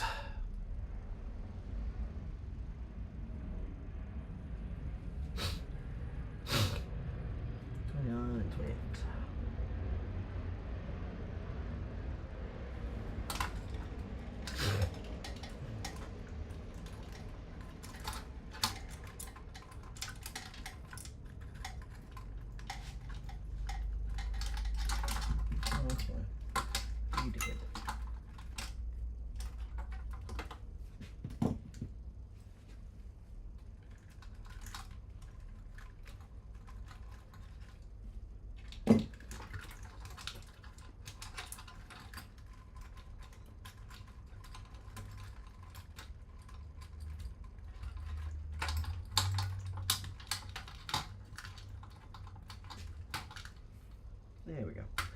That makes it easier, doesn't it?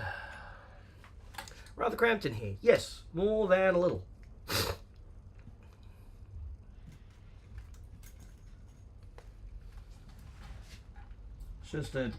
It's a terrible compromise. They're like trying to stick to the old form factor in that, but using modern PCBs.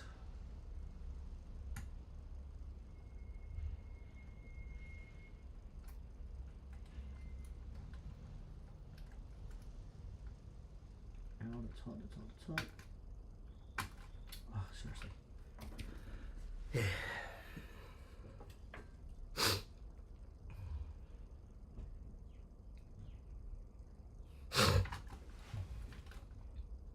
Yeah, international shipping on websites is a headache to integrate. Ask me how I know.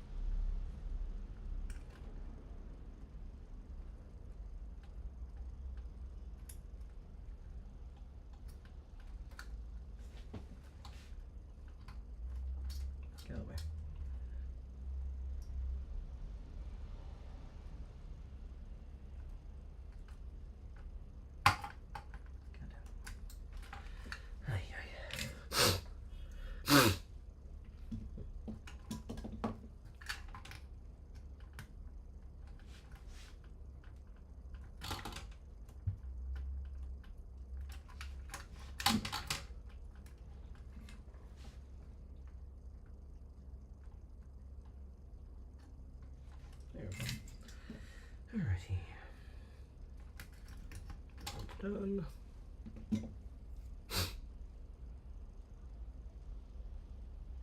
Yeah, the MOD caps work well. Installed a bunch of them, haven't had any issues with them. The price is right. The only thing that I don't like about them is they don't do a 50 microfarad cap. They do a 40, but 40 is not 50. It's kind of weird.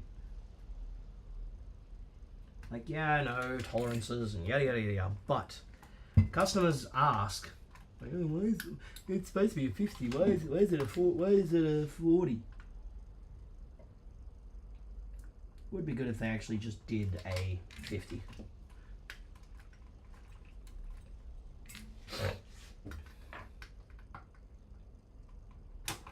There we go. Okay. Alright, there we go. Just quickly clear that. Solder off.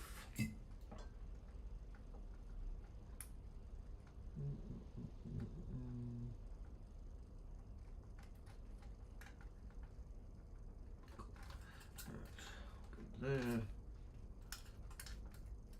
Oh, I pull back. I need a proper bloody workbench chair thingy. Alas, I don't have one. Too broke to afford one.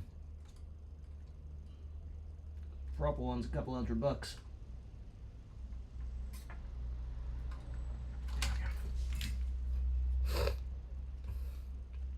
I mean, the vintage Fender, but they're missing the 50. That's the thing. A lot of them were like 50 microfarad caps, but I've not seen a 40. You know, like for example, these amps they use a 47, and the modern ones use 47s too. It's just yeah. Got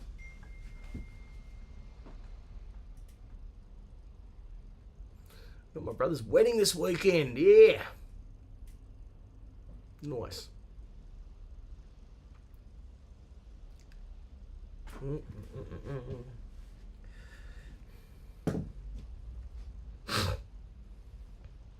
Okay. 100k goes up top, 80 shoot down the bottom. Like so.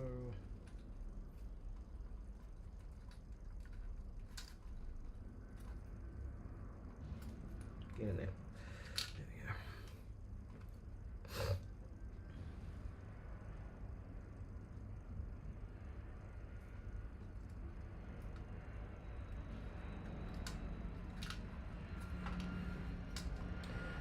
Come on, you get all the way to the bottom.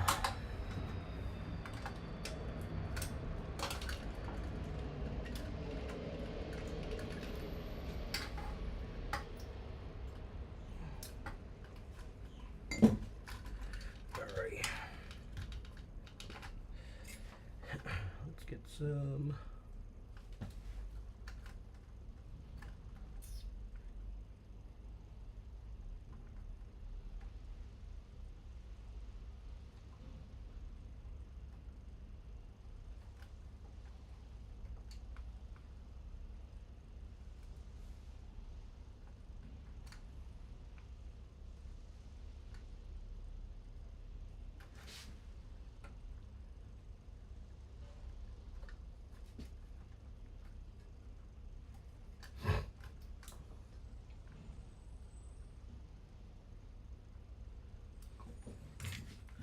There we go.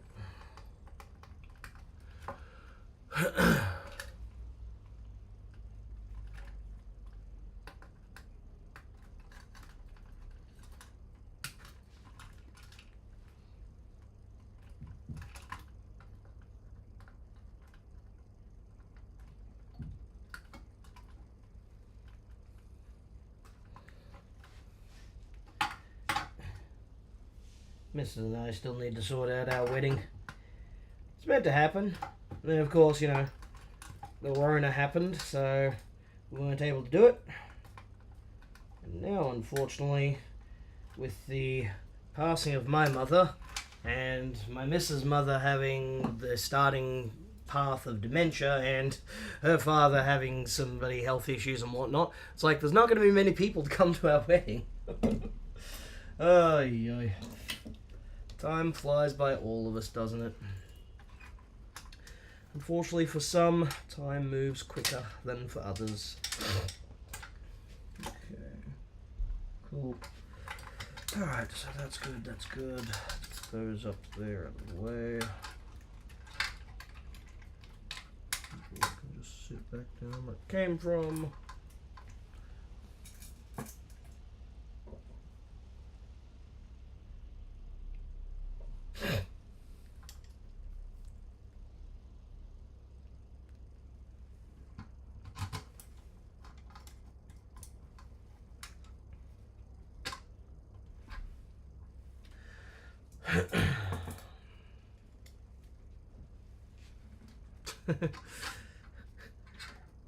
He's a drinker. That's the thing. He's just a drinker.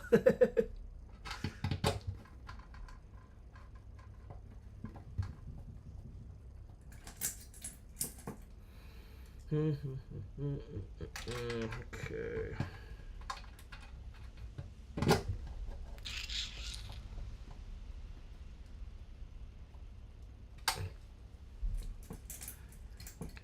Now, Emu Plains is what happens after the Armageddon. It's basically like the Mad Max setup.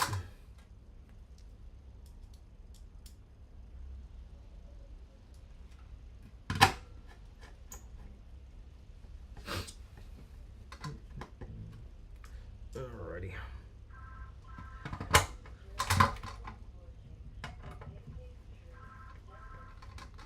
No, I do not answer the phone on Tuesdays or Mondays.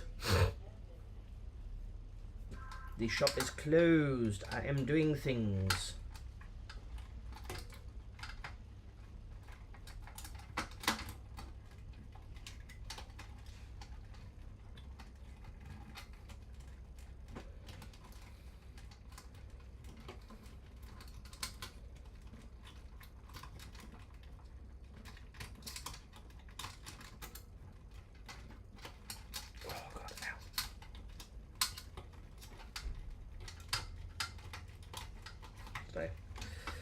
Alrighty.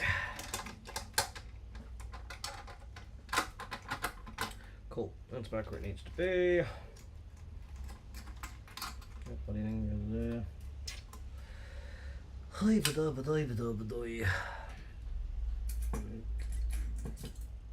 Come here, you. There we go.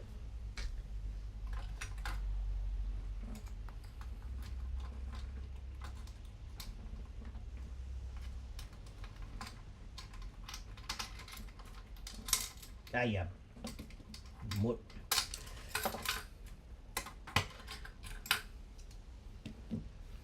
Alright. The late, very slurry live stream. Hey, I'll tell you what. Oh my god, seriously.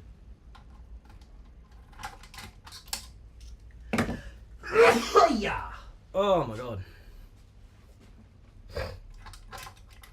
Okay. You piss off out of the way. Get out of the way. Go away. Anything.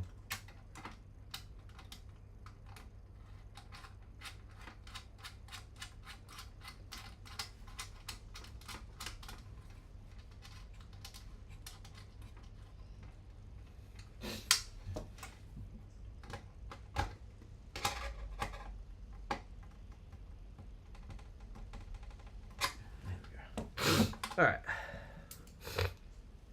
Let's back in. A little bit done.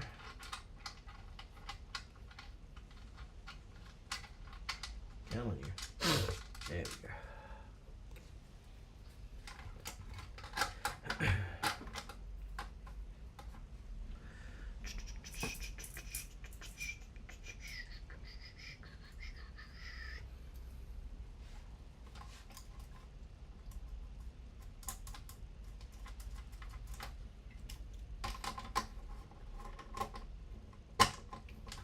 There we go.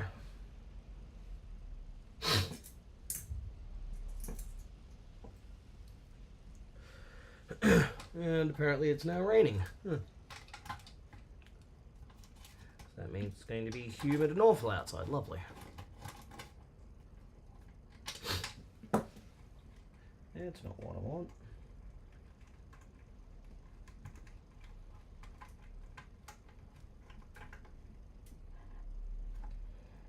Okay. That's in there, that's in there, there's still there.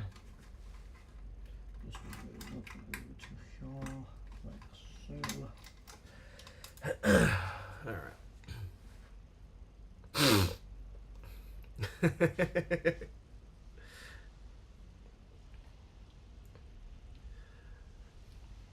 Yeah, you can just like lay on the floor, hang the camera over the edge.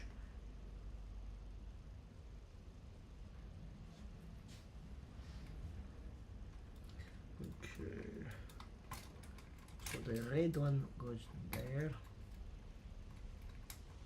Like so. Like a red one. Like one orange one.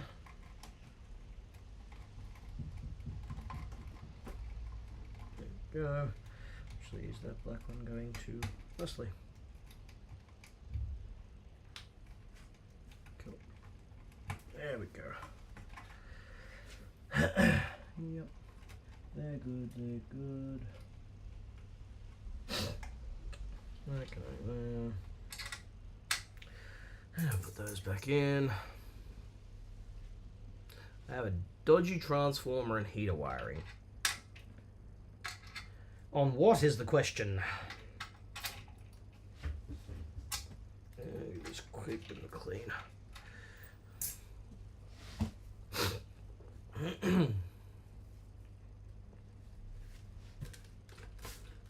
Stay.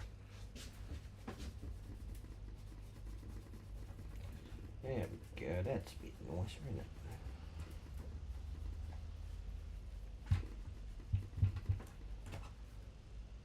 Yep. Actually, I'll take that front plate off and give that a quick clean again.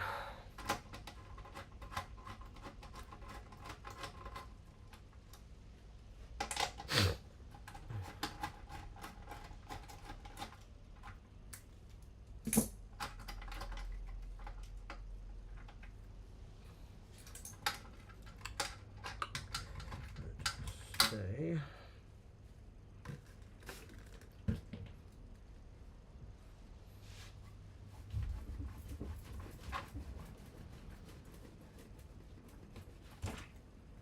Much nicer.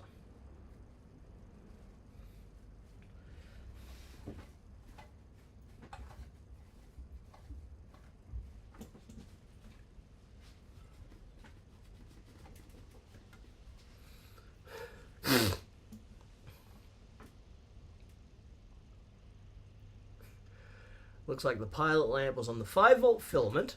Nice. Was wired to the rectifier tube socket. I mean, if it's a 5-volt rectifier, then yeah, so like a 5AR4, GZ34, 5U4GB, that kind of thing. But if it's like a 6 series, like a 6X4 or similar, they run on a 6-volt tap. So they run 6 volts. And there is one center tap too few on the primary transformer secondary. Oh? That's a bit odd. Like, do you like? Well, what amp is it, and what's the transformer? Because I mean, if you've got a rectifier and you've got no center tap, you can actually make it into a hybrid bridge rectifier using a pair of silicon diodes as well.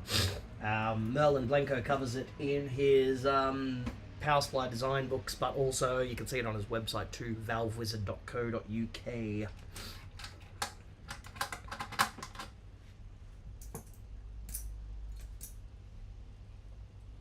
Tweed Vibrolux. Like an original one or a modern one?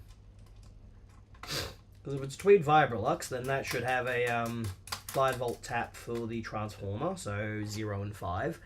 6.3-volt tap with a center tap in it. There should also be a 0330, I think, on that.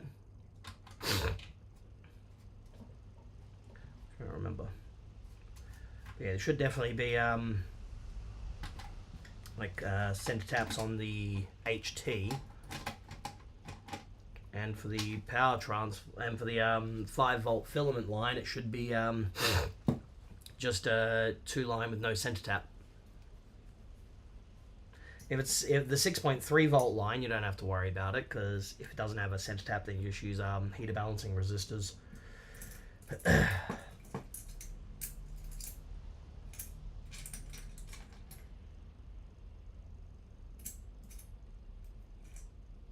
Oh, I didn't actually use them. My bad. Probably did. Kit builds train transfer. Yeah, well, that's what I mean. If it's a transformer, it does it for something like that. All you need is a 5 volt. Doesn't have to have a center tap. A 6 volt. Once again, doesn't have to have a center tap. And a HT, which should have a center tap.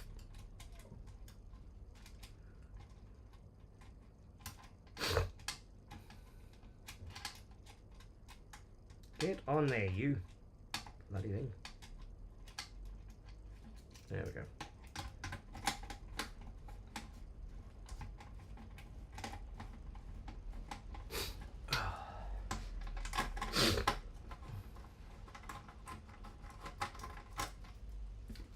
It's actually one of the things I'm going to be doing with the hey, mofo. I was trying to get one of the things I'll be doing with the membership is, you know, the channel memberships is doing a you know, Q&A type thing, and your assist with the troubleshoot, at least to start with, until it gets too big. So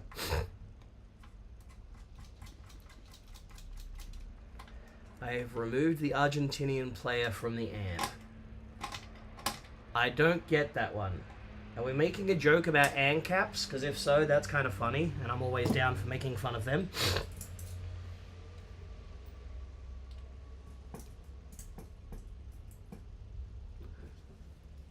HT wires have no continuity. Yeah, if there's no continuity, then in the bin. Ah, not messy. Nice. Richard, thank you, sir. Gentlemen, as always. I gotta get this second part of the Supersonic 22 video out. I'm just going to finish doing the edit on that. It ain't going to sound too great because unfortunately I have such horrendous noise in my workshop here that no matter what I do for like demoing and testing, there's always going to be like an annoying whine. Always a high-pitched whine, which sucks. Like, it's absolutely just, it sucks proverbial nuts.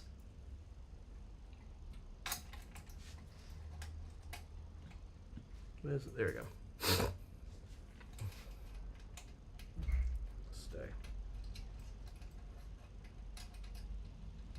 Come on.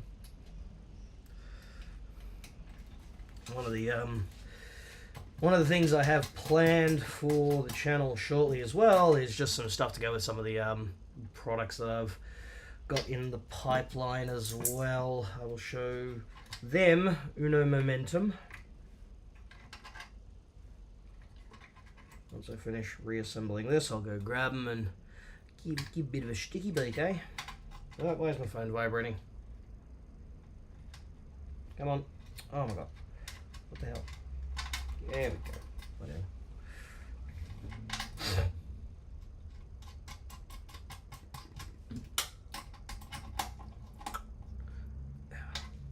Nice and tight. Yes, yes, tight. Tight like a tiger.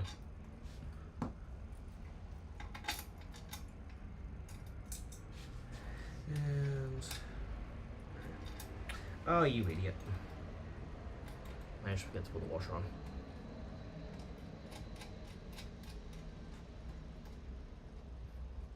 Well, if that's what it says on the Hammond website, then I'd go for gold. Hammond are good stuff. As with any brand, you know, they'll have some hits and misses once in a while, but I've not personally had any issues with them. I know some other techs have had the occasional like bad transformer. There was one that someone got, I think it was Lyle actually, got one that had like a loose band on it, like a loose flux band. I don't know. I don't remember. Okay. Now let's put these last nuts on. Just want to give it a wee bit of a test.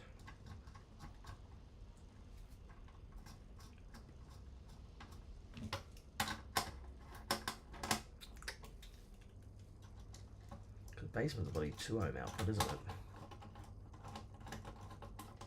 I think. We tink, I tink.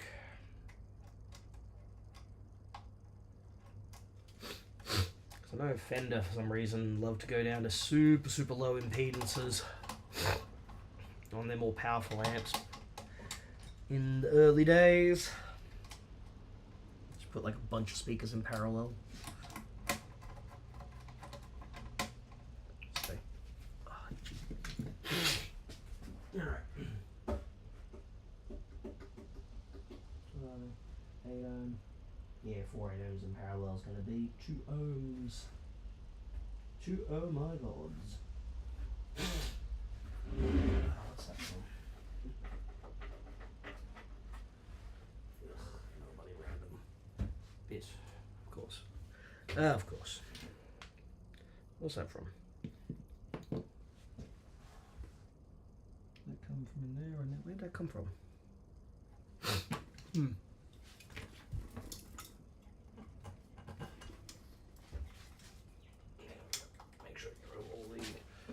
Crunchy bits.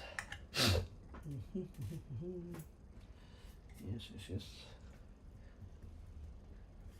That's fine.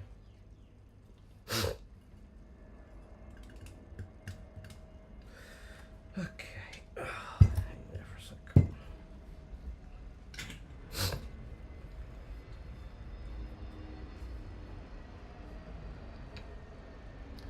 Oh, shorted whatsies. Huh. Yeah, well, part of it is just this actual building that I'm in, so it's like almost 100 years old. The wiring is not up to code, it's terrible. I've got a bunch of like LED stuff in the shop. LEDs are every nowadays, unfortunately. So there's like a LED panel. Where is it? There you go, just there. LED strips just here above the bench so I can see what I'm doing. But there is nowhere in the shop that I can go that doesn't have huge noise, like constant. It's like it's horrid. But give me 1 second. I'm gonna grab something to show you guys.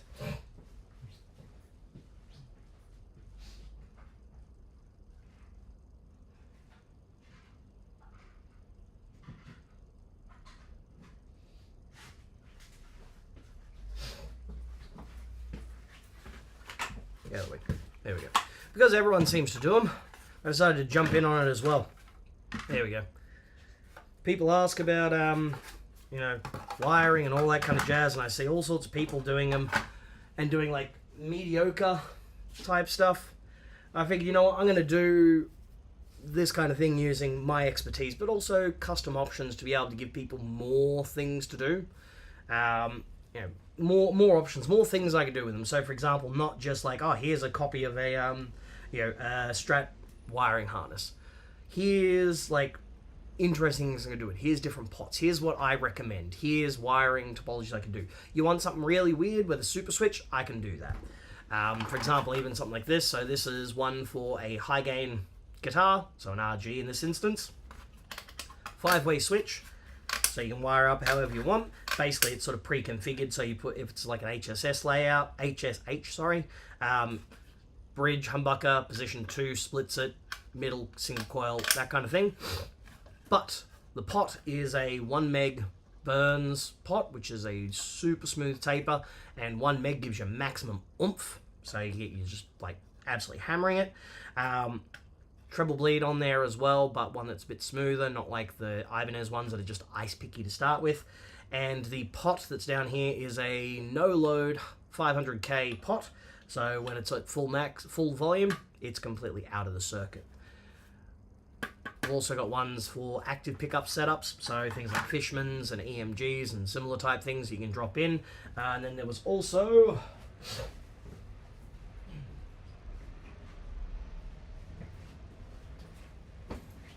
there we go, for the Les Paul type players, say typical sort of long shaft type jobbies, the big big chunky oil caps. Some people like them. But there's also a version that I do that is for active pickups or ones that have like push-pull pots for different crazy switching.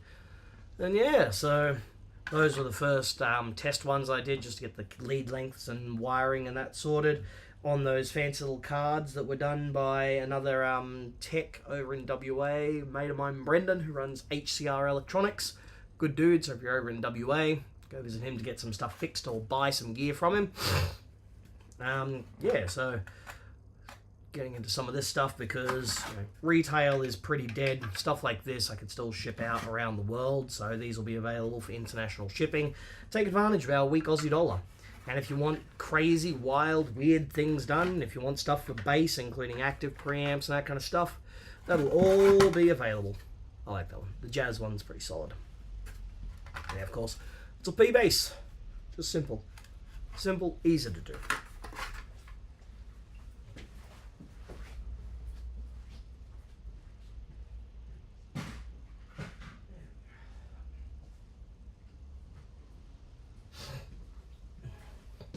Alrighty.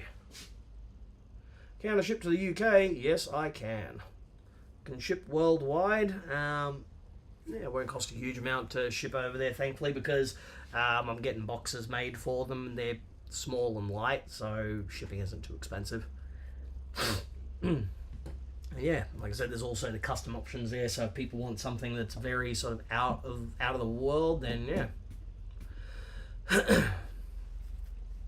Yeah, so basically the templates are made so that they're pre-configured to the existing like layouts for a lot of common instruments.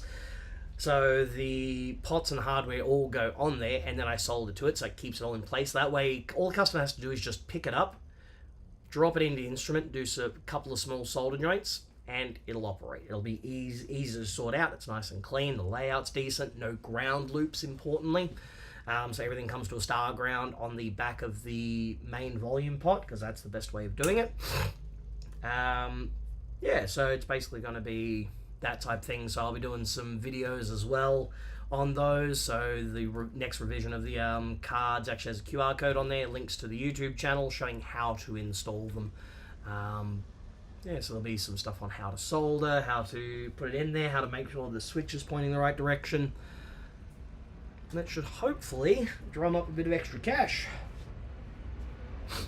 Oh, because in the words of Simply Red, money's too tight to mention. Oh yeah, there we go. Oh, hefty boy. Oh, itchy. I'm going to give this thing a quick vacuum, because it is dusty as hell in there, and that's what's causing my nose to go crazy.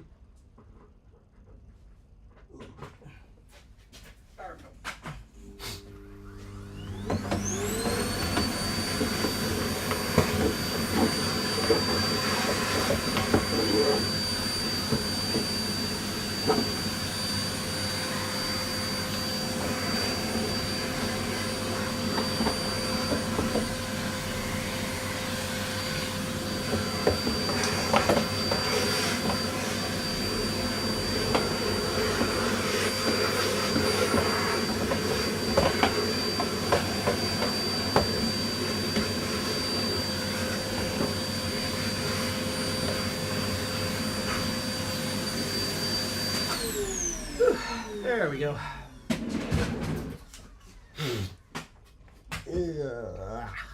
Ah, it's awful. Alrighty.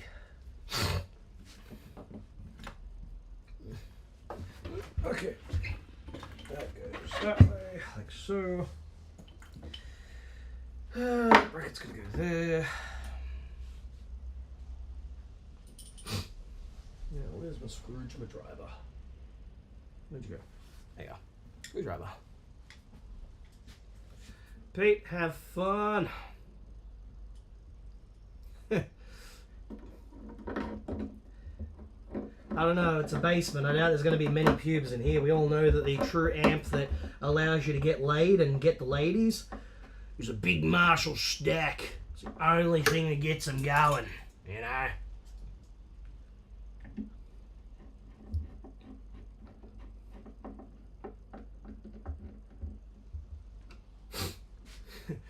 It's being opened on the emergency on the Saturday Arvo. Yeah, well, that's why I opened the shop where I did and why I'm open as late as I am on Thursday, Friday, and Saturday. As to whether I will be in future, I don't know, because business has gotten so quiet now. It's like, why am I hanging around until 7 if no one's paying a visit? So these are things I need to weigh up, because it's, yeah, it is tough these days being in business.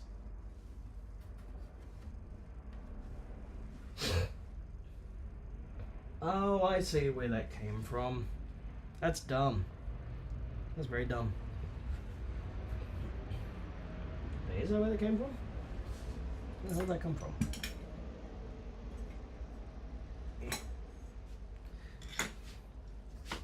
Come at you. There we go. That's the one. So what the hell is this for?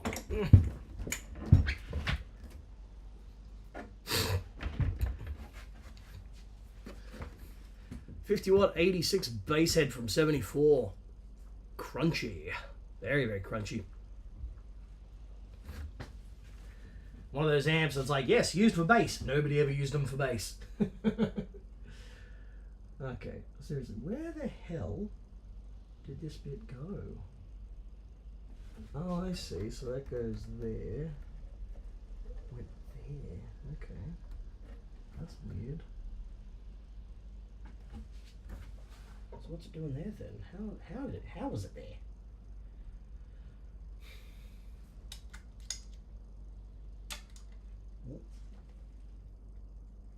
What the heck?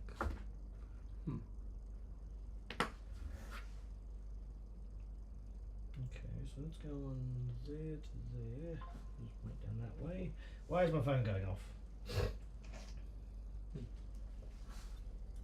Oh, there we go. Ow. Not in the sternum. That was painful. Okay. In. Come on, you. Get in here. Yes, a recap is a good, smart idea.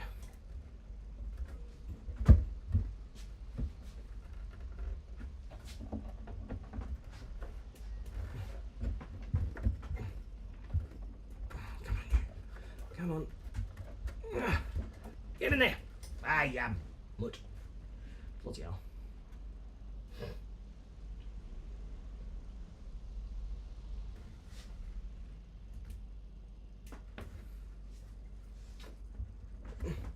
There we go. That's better.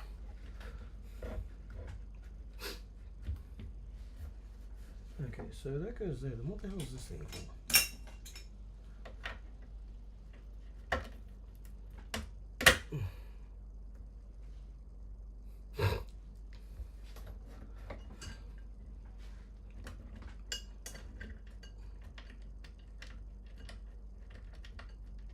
The heck is that? And why is that sharp?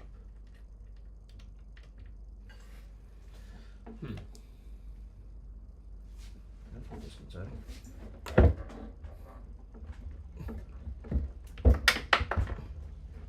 No, that's the T-nut. Why is the T-nut coming out?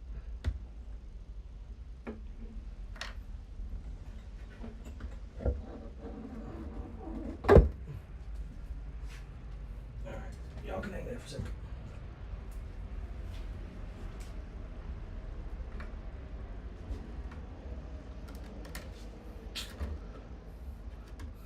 Gorgeous! Ha.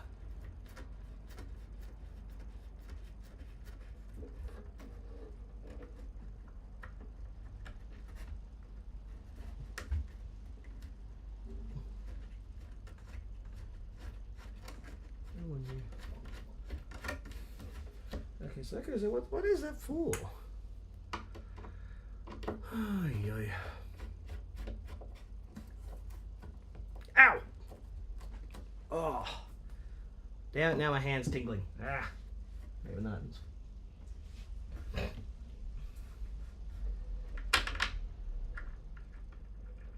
is that for that? I know what that's for.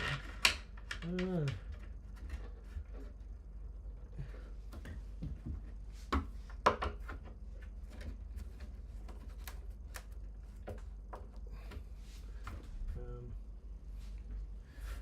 But One sec. I need to go take a look at the service manual for this thing to find out what the hell that part and that part are there for. One moment.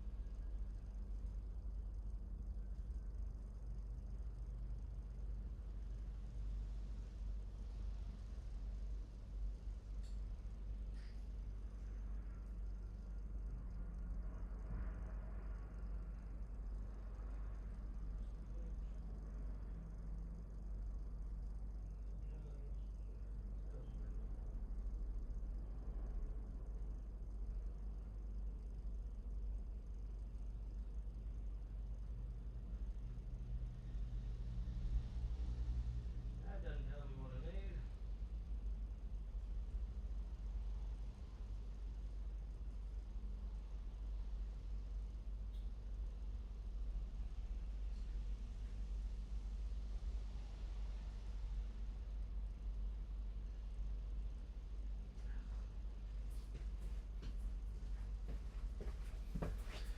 Alright, I've returned. What did I miss? Nothing. Nothing, no. Good. Okay, so it looks like it's just that. It's stopping it from sliding backwards. Okay. Alright. Gotta do it. Oh yeah, I'll bring it. Hefty. Hefty, hefty, hefty.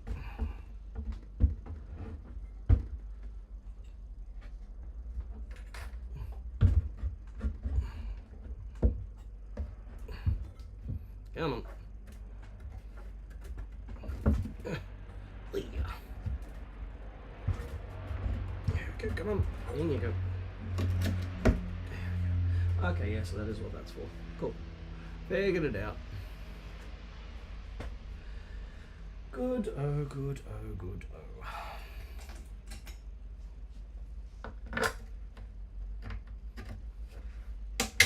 That one there, that one there.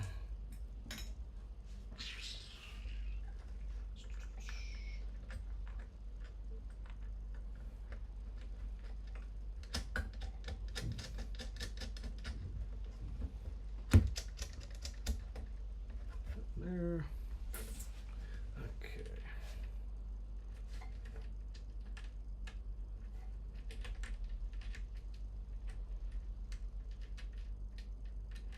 Get in the hole.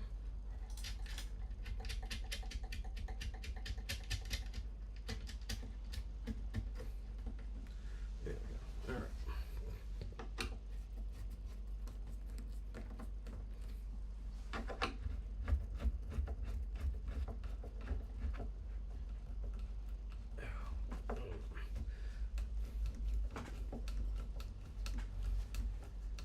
There we go. All right.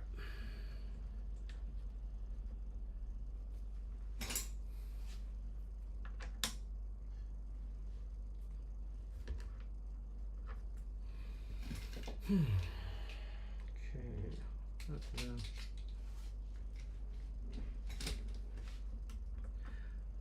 It's alright, Mark. I never play guitar either. Never have the bloody time. Closest I get to playing guitar is when I do like testing on gear. That's it.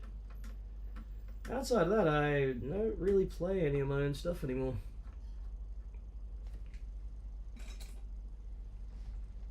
Well, they did crack out one of my guitars the other day, which is a Mike Mashock signature baritone.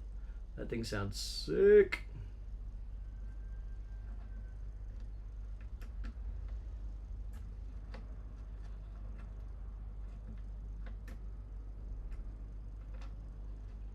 Too far.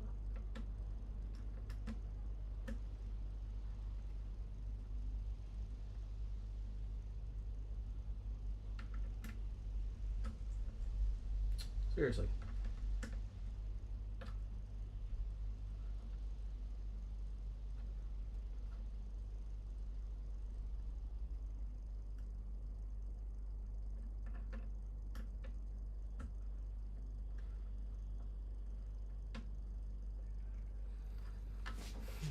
Come on.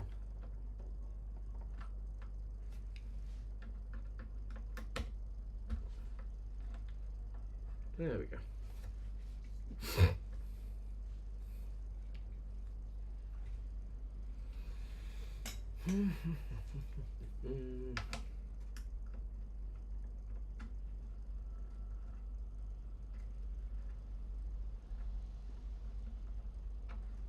Oh, that's random.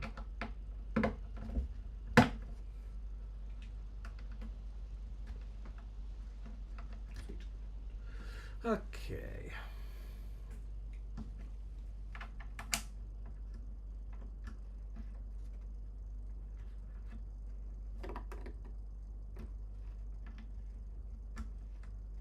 There's those.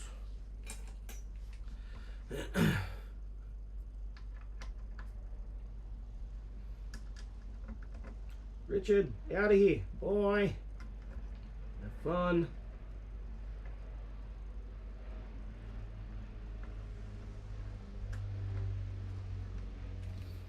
Okay.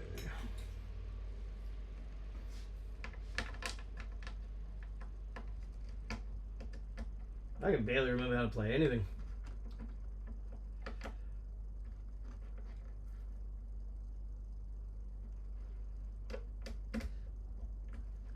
I can kind of still remember stuff from an album recorded like 15 years ago that never got released, but, you know. Outside of that, not really. Okay. Now let's just confirm everything's all where it needs to be. There's no shorts, nothing crazy. Yeah, we're good there. That's all plugged in. That's connected. That's connected. Well, we're good there. We're good there. Alright. Sweet.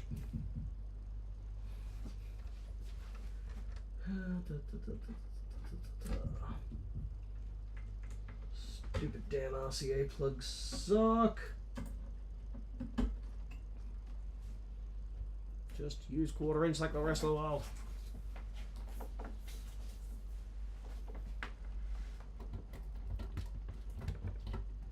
Getting all there we go. Stupid thing. Current, make sure I don't have any weird shorts.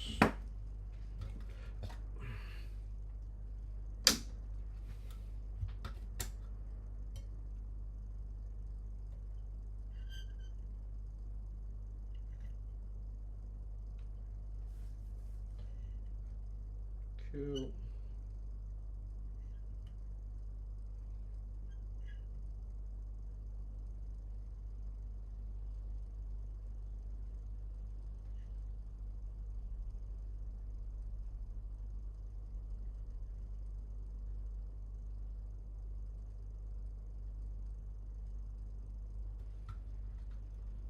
Got it. Nothing going wild there. Let's load it up with some tubes. Let's see how it sounds.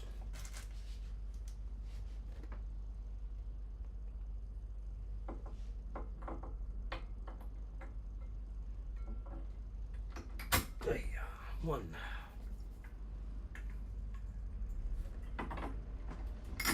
2. 3. And ND's mamma-jammas.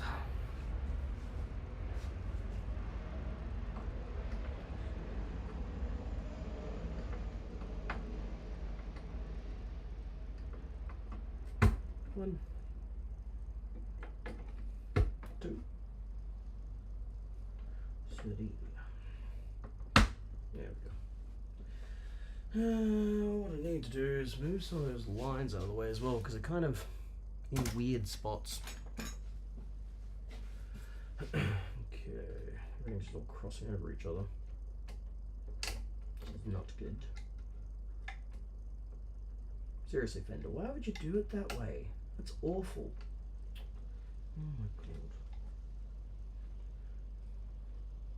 That's the plate, that's the grid. It's crossing literally right over. Oh my god. Nothing on the tube socket either. Seriously, what the hell?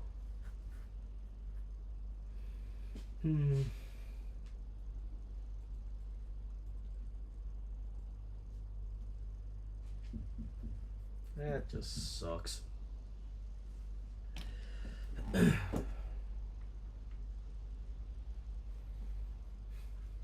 Oh, this one doesn't have backup diodes on the sockets. Just realised that.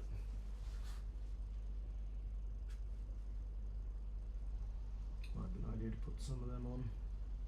Well, unless they're over on the board, are they? No, there they are, on the board.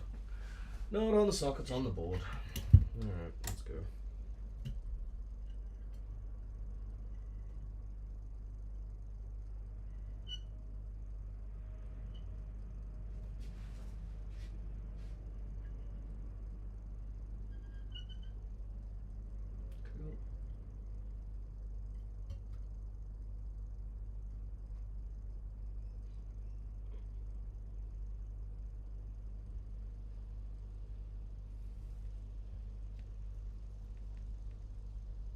Good.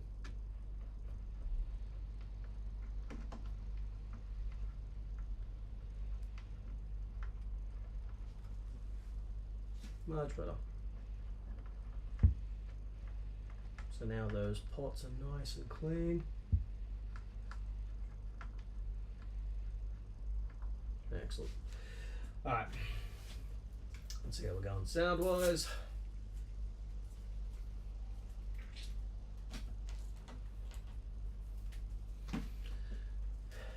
Doobie doobie, ooh ooh.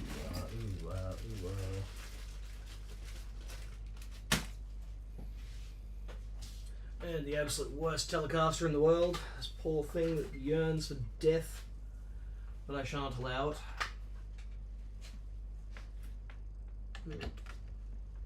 Oh my god, Fender, seriously. Ugh. Oh my god. Brilliant stuff, Fender. Brilliant. They've made an amp that you can't plug into. Are you actually goddamn serious?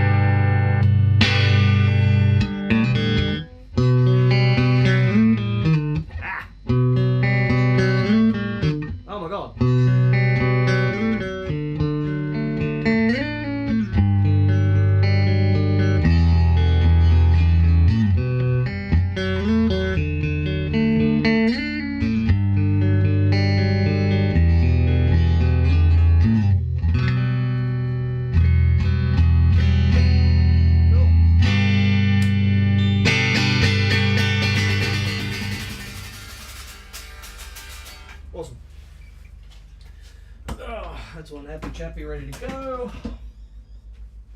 We can bolt that back up, send the customer on away.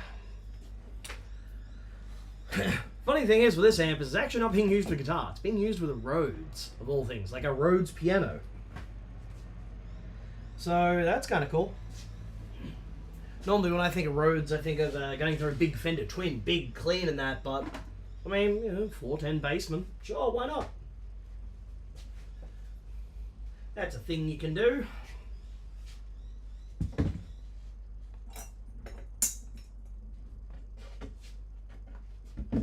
Alrighty, let's put this stupid bloody thing back in. Other way around.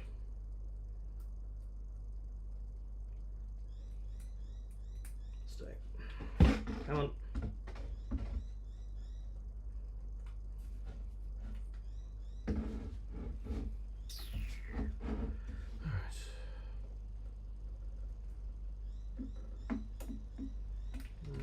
There.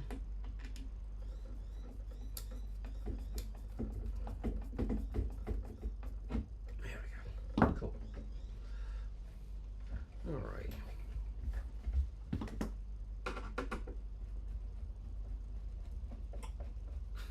Stairway to heaven, yeah. No stairway denied.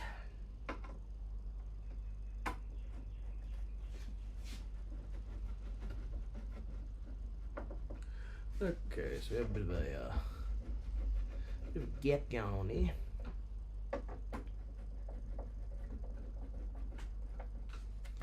Okay, so loosen out that end. Bring the whole thing down. Come on, keep going.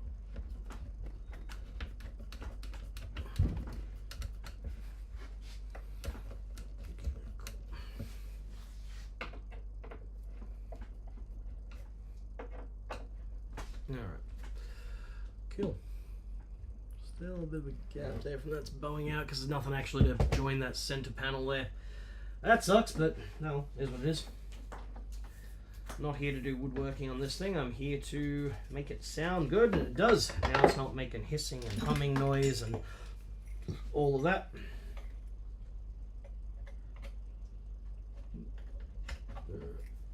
Tube socket there. There's that one there. And finally this one here. Cool. Awesome. That one should be called for the customer, let him know. Oh my god. Oh, hefty.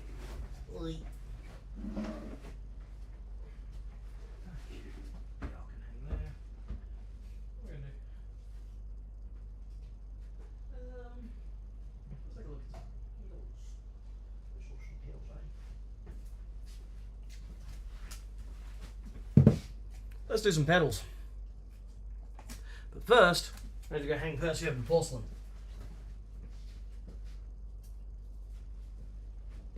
So one moment.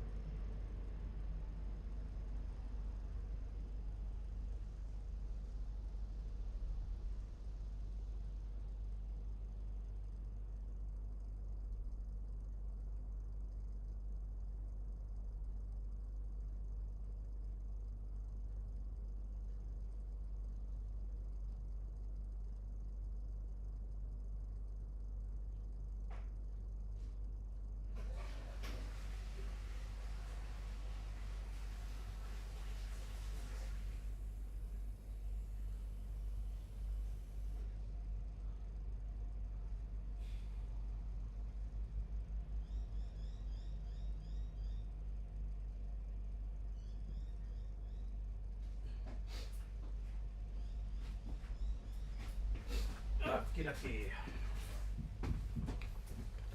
And back. Now.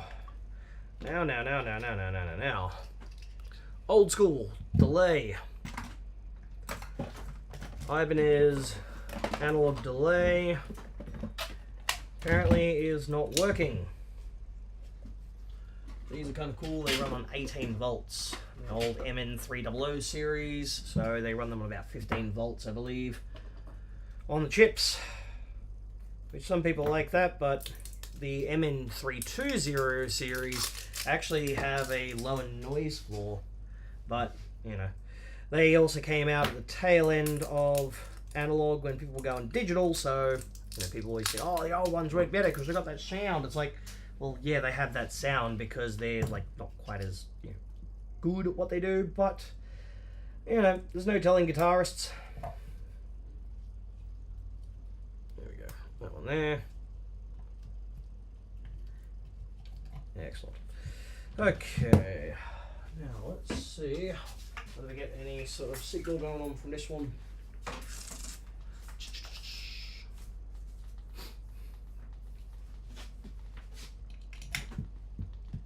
Okay, so we've got nothing there. We've got any bypass signal? No, not even getting any bypass. Nothing. A little bit of a pop there. Yep, so that's signal there. Okay. So I have absolutely no output whatsoever on that.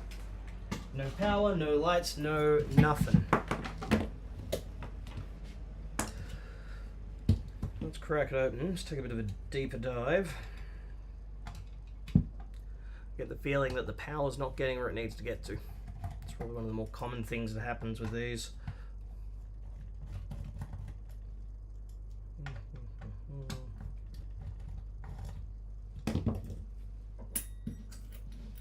Oh, itchy. Still with itchy nose, my god. Let's zoom in for a bit more for this one because it's a tiny job. There we go. Make it a bit clearer. That go there, those go there. Doop.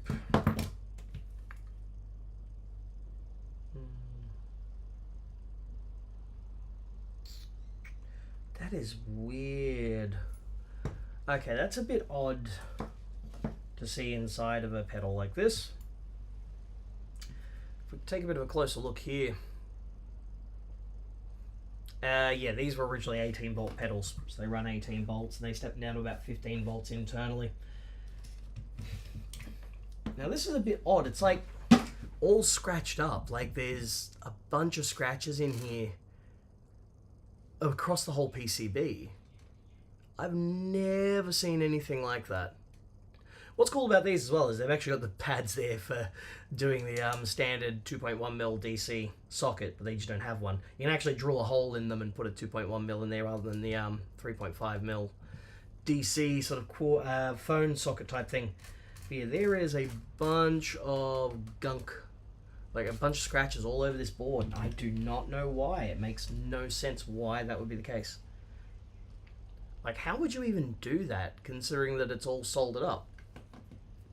Weird, man. The things you see. Come on, come here. There we go. Okay, so let's take a bit of a look in here. Let's take a look-see-loo. So that battery goes there, that one goes there, which is to that. Uh-huh. It's going up to there. And those are there, yep. 3005, nice. Yeah, the old DIP 16 that actually just has 8 pins on there, the MN3005. Found in countless classic analog delays of the era. Cool, so they bridge there, that's that there, and then the ground connection for that goes to there to give it the 18, right. So if I take my jack here, just plug that in. I should get voltage in the necessary requisite spots. There we go.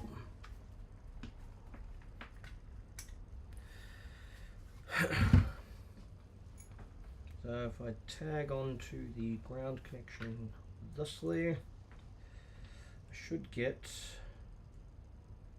9.6 volts there. And 19 volts unloaded there. Cool. Yep.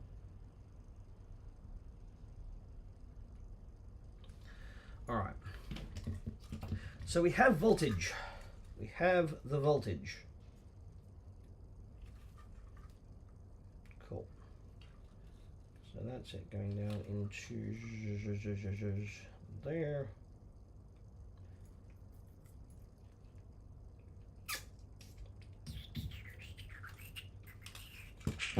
Alright, so let's just quickly check some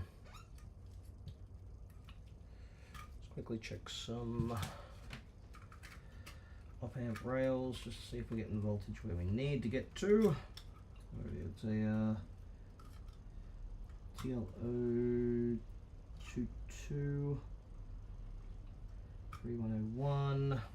Yes, TLO 22. So if we measure from there to pin 4, I believe it is. Pin 1.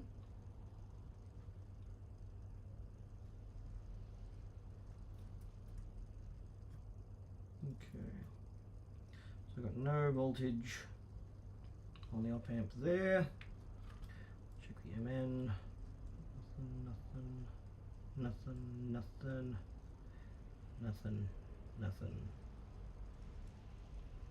Okay, so for some reason I've got voltage going to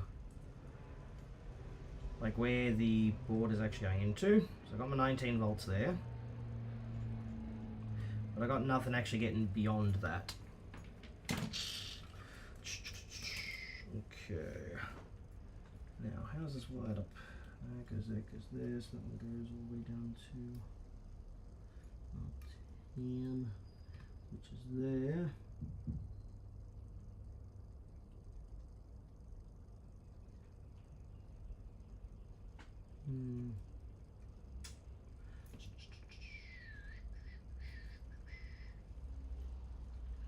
Okay, so that's the LED there. Okay.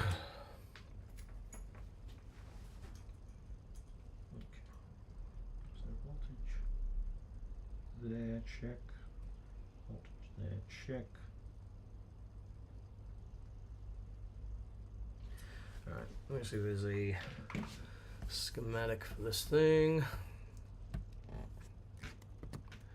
IBAN needs, was it 8820? 8080.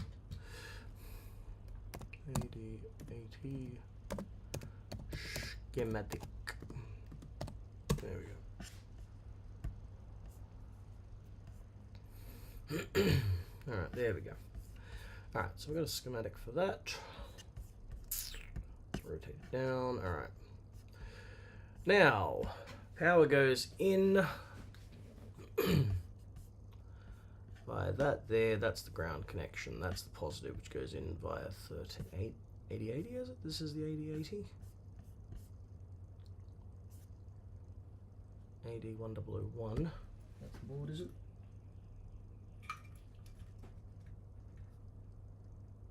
Yeah, 1001. Yep, cool. Okay, 100. Try that again. Alright, there we go. Alright, so IC 105, which should give me 12 volt and 6 volt. Seems like a bit of a waste, but you know.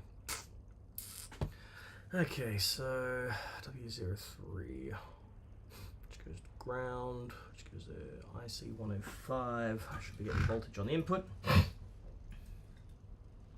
105. Is this one? Is that 105? Can't even tell.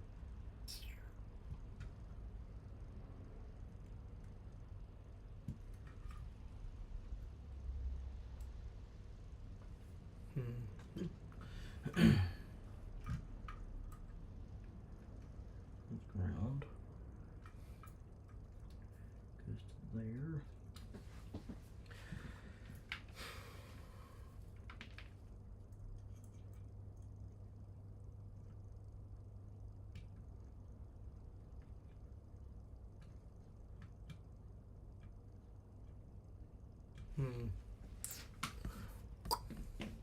Alright, so I'm getting nothing on that.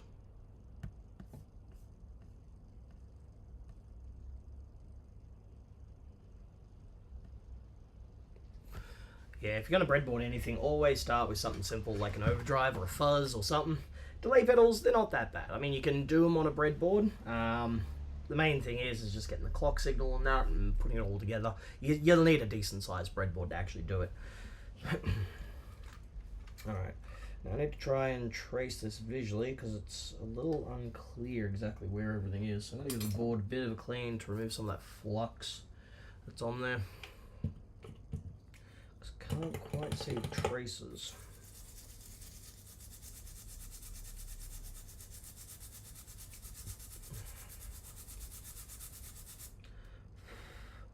Okay, that's a bit better. Okay, so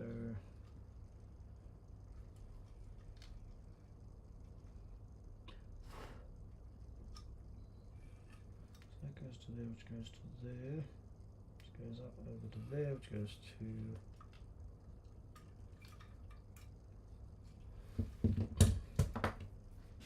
there we go. Now I can see it a bit clearer. Alright.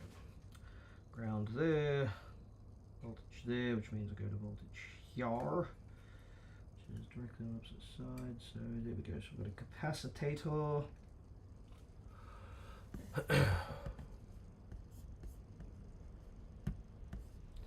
Okay, so that's the capacitor there, which goes to ground on pin 14.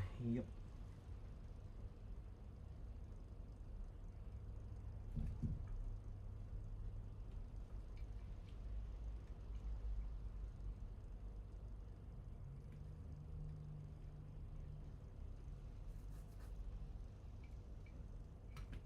Okay.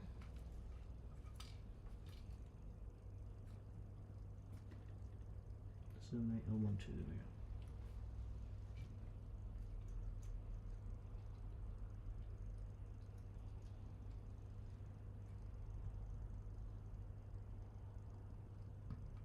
Wait, in there.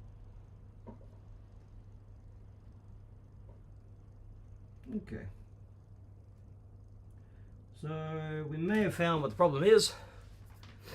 So IC105 on the schematic is just marked directly as a 7812 on the PCB, which is good.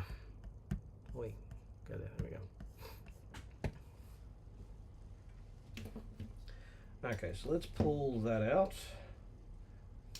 Got a small tip on there. I need a 7812 I need a 7812 regulator. 7818. Where's my 7812? I don't hear any. I think they're in here anyway. I hope they're in here. Let's go 233.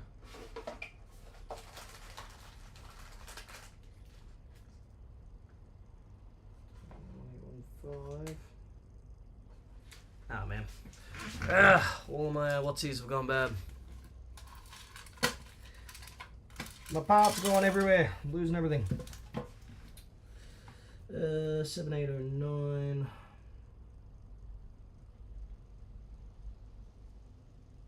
7809. 7812. 7812. There we go. Good stuff.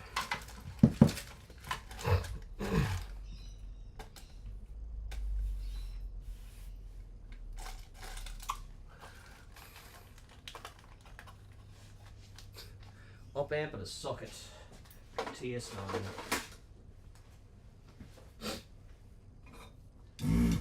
There we go.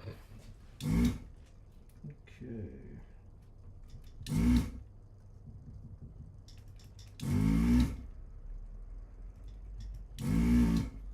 Sweet. Okay. Let's get that out. This one in.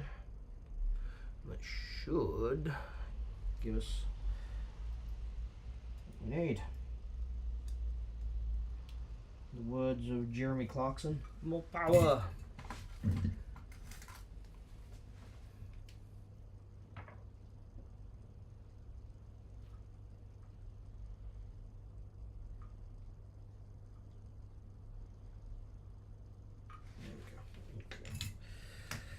Let's clip those leads like so in the bin. And now for something completely different.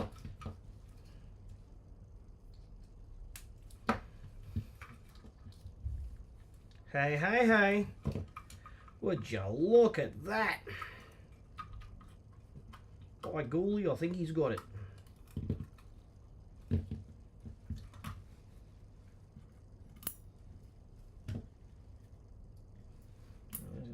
There's a clean one. There it is. That's the one that goes inside.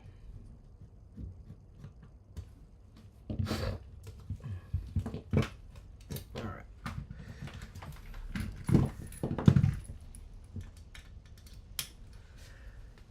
Oh yeah! Oh, you bastard!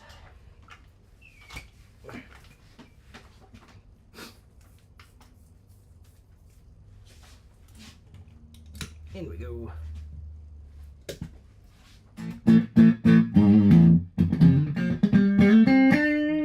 Nice. Suddenly we got a bypass signal. Yay! Now do we get ourselves some delay signal? Oh yeah, we do. Oh, scratchy pot there.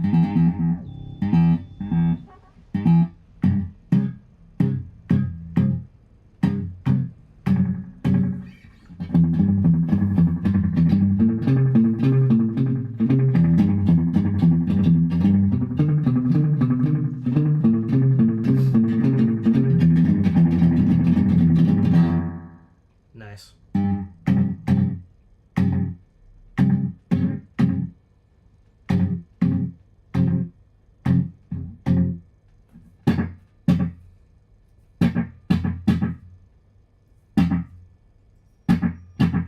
There we go. Nice. Now we get our rockabilly on.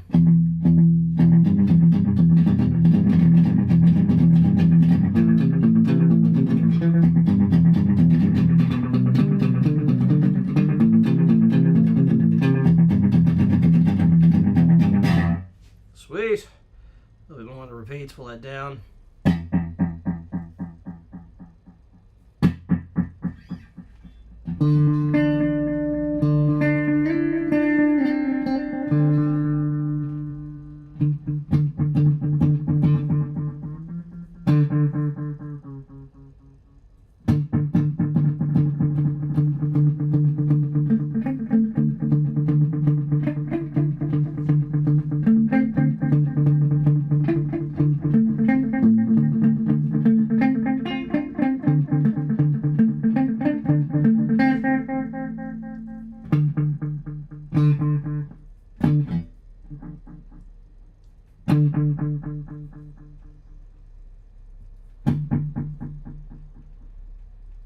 Okay, I think the blend pot's a bit funky.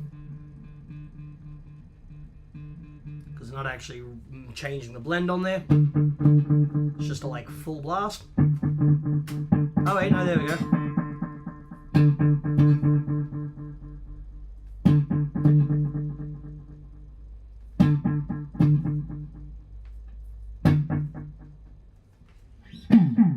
There we go.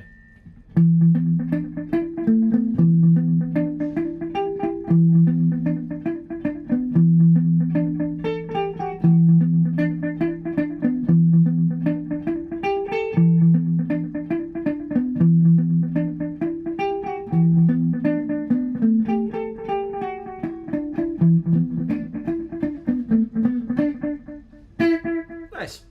And then of course we can just do absolute crazy stuff.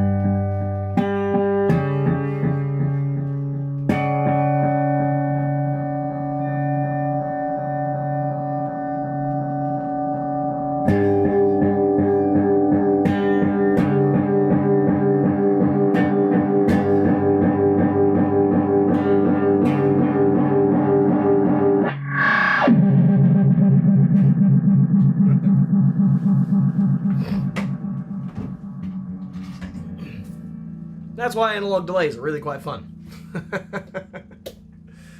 Alright. I'm going to give those pots a bit of a service as well, because they're a bit on the crunchy side. Just want to make sure that that blend pot's actually working properly. Thought there was someone at the door, but there was not. These are very much of their era too, so you can actually go full wet on these, which is like when you're incorporating a lot of 80s stuff where you're getting like wet, dry, wet rigs. People want to be able to have one amp just dedicated to doing the wet signal, and one for the dry, and then another one for the other wet signal, and yeah. Back in the 80s, carrying such big, massive rigs to your gig down at the local pub because everyone cared, totally. There's those. Alrighty.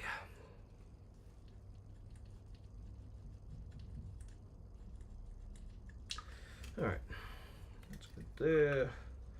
A little bit up there, that one.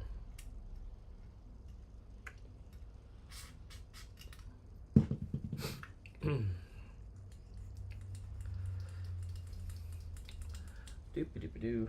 Let's widen that up a little bit. There we go. And a wee bit up in that side there. There we go. Cool.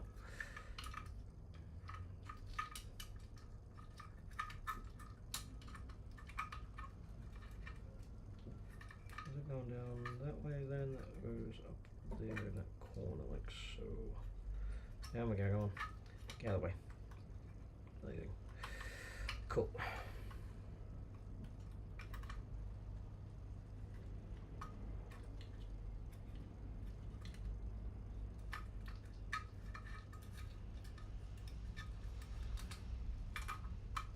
There we go.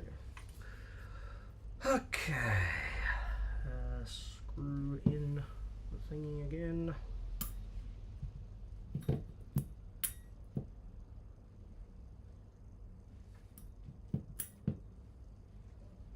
That's on there.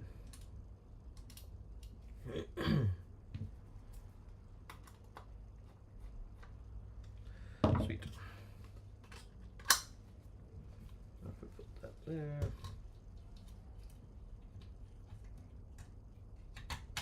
That one go there. Regular style screw thus through. Midnight. Nice. Have fun. Catch you later.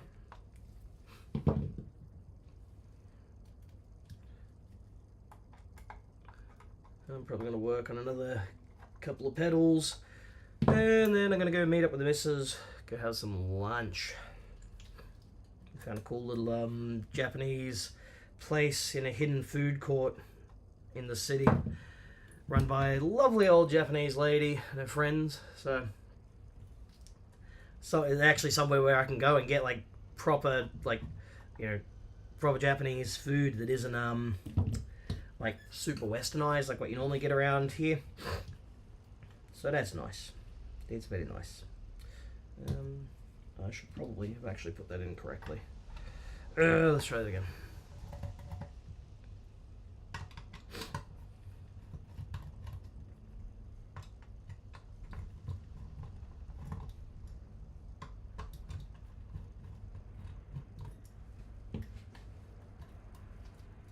This is actually the second one of these pedals I've worked on in the last couple of weeks.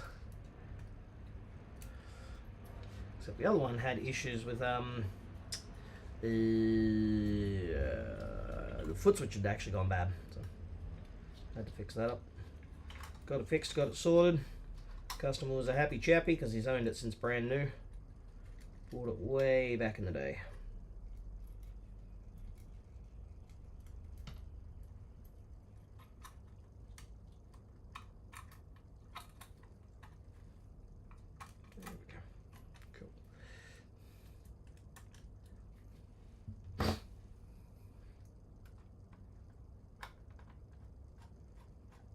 There we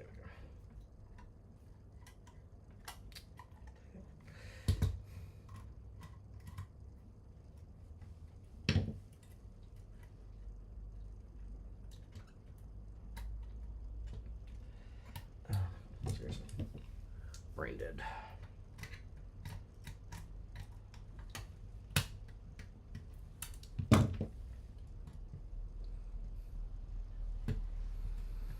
There we go. And this one here. And that one. They can go back in there once we give it some power to test.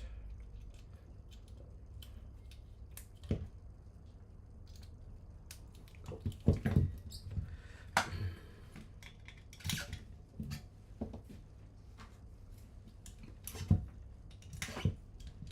Excellent.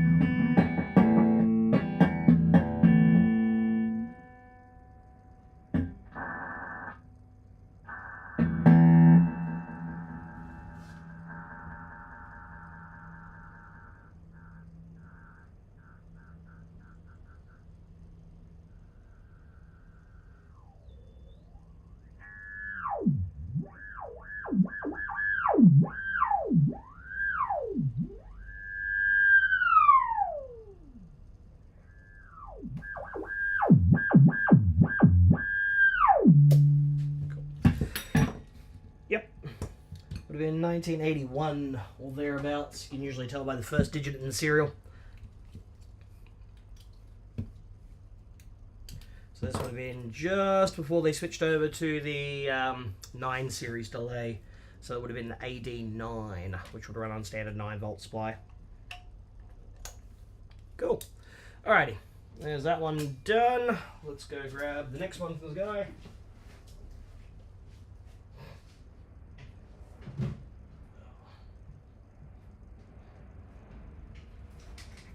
Get the sticker off the bottom. Plane flying overhead. There we go. So we got ourselves a TC Electronic Sustain Plus Parametric Equalizer. Nice.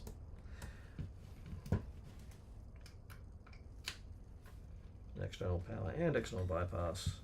And it's gonna run on battery.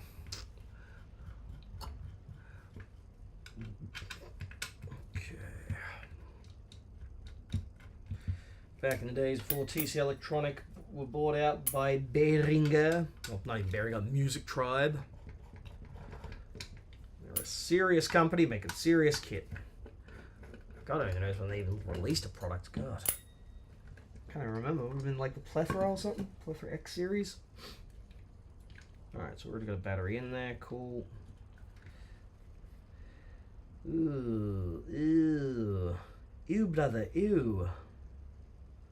Alright, so that doesn't look promising already. So get a bit of a quick zoom in.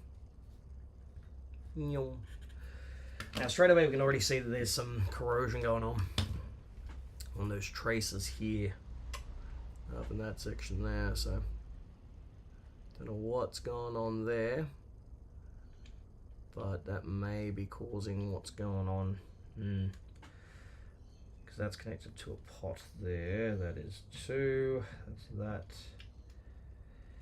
that. Distortion switch, which is up there. It's connecting to that, which is connecting to that. Okay.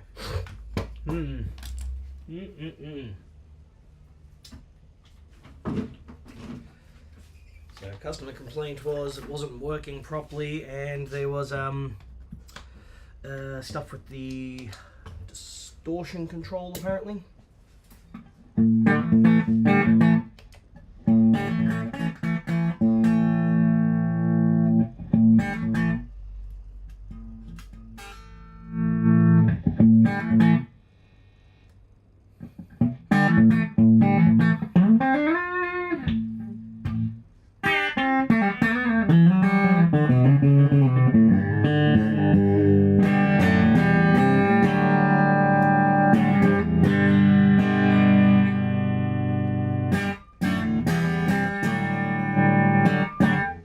That is a very, very squishy compressor. Very flavored.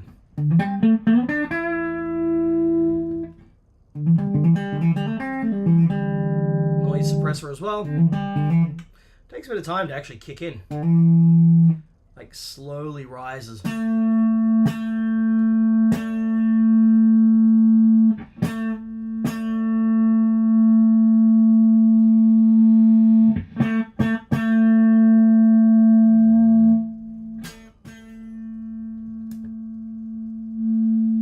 So that's the release.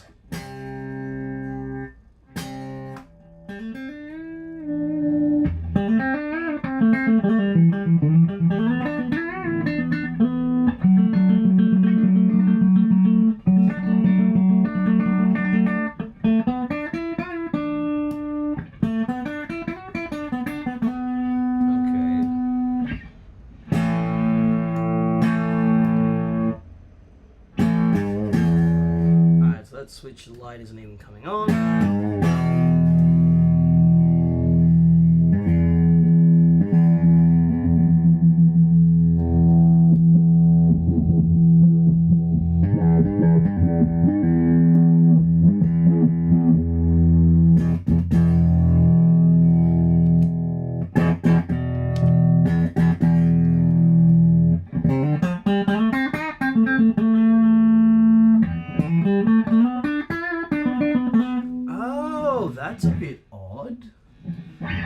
Okay, so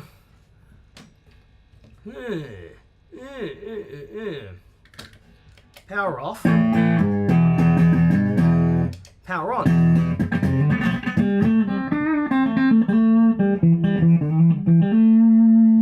But watch that red light.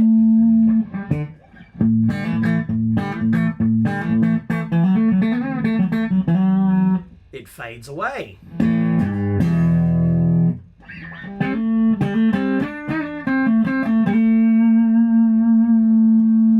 So something's going on.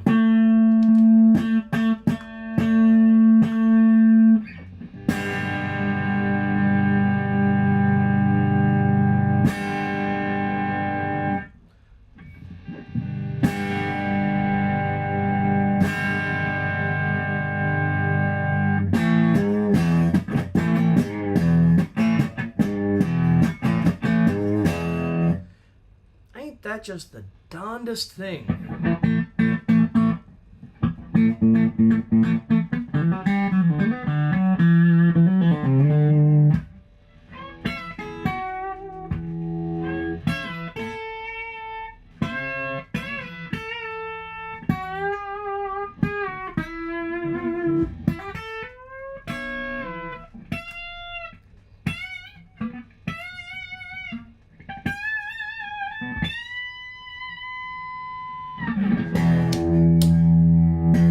But it comes back on when... Huh.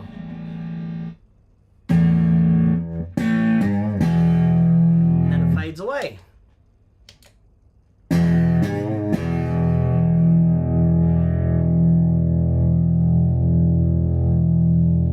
Fading, fading, fading.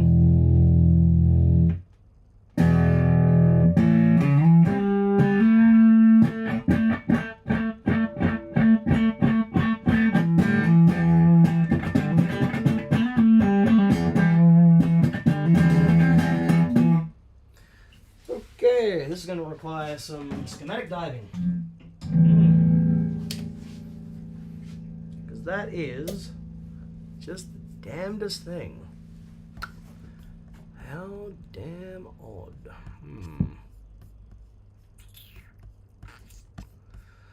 Let's go to the T section. I said go to T. Just that one there. TC electronic, check. Chorus phaser, voice live, voice works. Do some distortion. SCF. Oh crap. It's gonna be one of those ones gonna be hard to find, is it?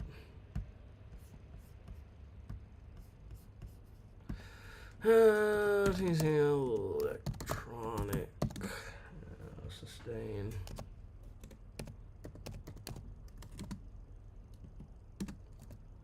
Schematic.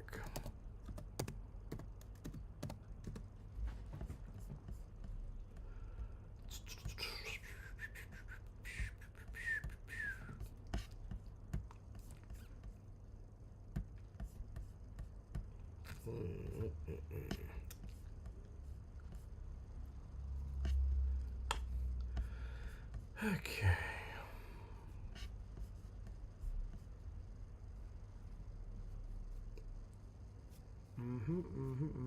Yep.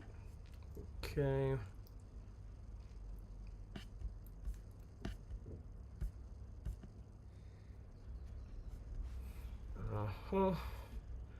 Okay. Thank you, Wayback Machine. Beautiful. Nice. So let's download that just to make sure, and I'll put that up in storage. Excellent. Okay. Beautiful. Somebody has gone and provided the schematics. Sustain parametric equalizer. Input goes there. That's there. It's ground. Noise suppressor is that. Compression there, which is all of that. bypass, external power output. It's a filter network. Wait, why am I reading it on the wrong angle? Let's try that again. There we go. IC2, which is an OTA. External control. That's the sustained control. That's the flip-flop. That's the potentiometer for the EQ bandwidth. Now, where's the switch? Okay, that's the switch for distortion.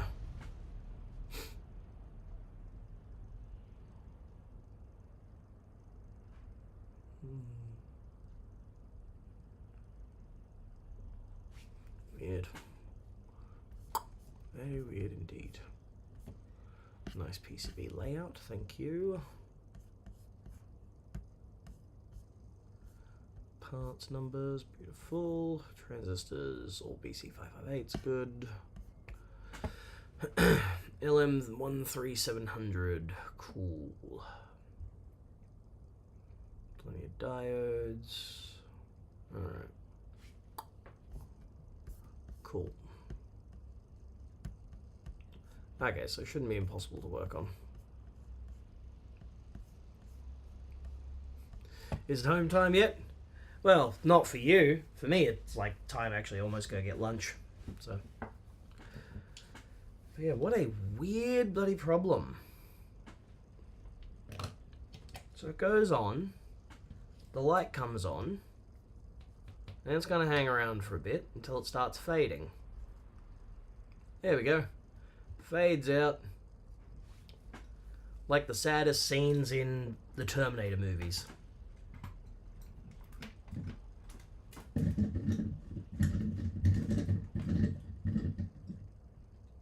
Okay. Turn it off.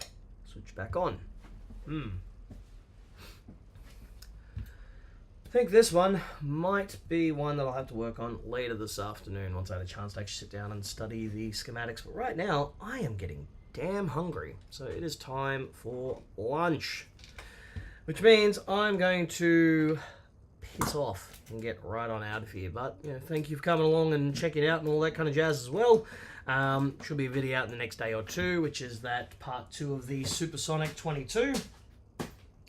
And I'll be back on stream on Monday and Tuesday next week, because that'll probably be a thing I'll do the Mondays and Tuesdays buzz. But once again, thank you for coming along and all that jazz. Yeah, don't forget, hit the like button, subscribe, do all that kind of jazz, and you know, I will not say no if you decide to sign up to a membership, because there is some stuff starting from next week on those. That'll be pretty damn cool. So until next time, I'll catch yous.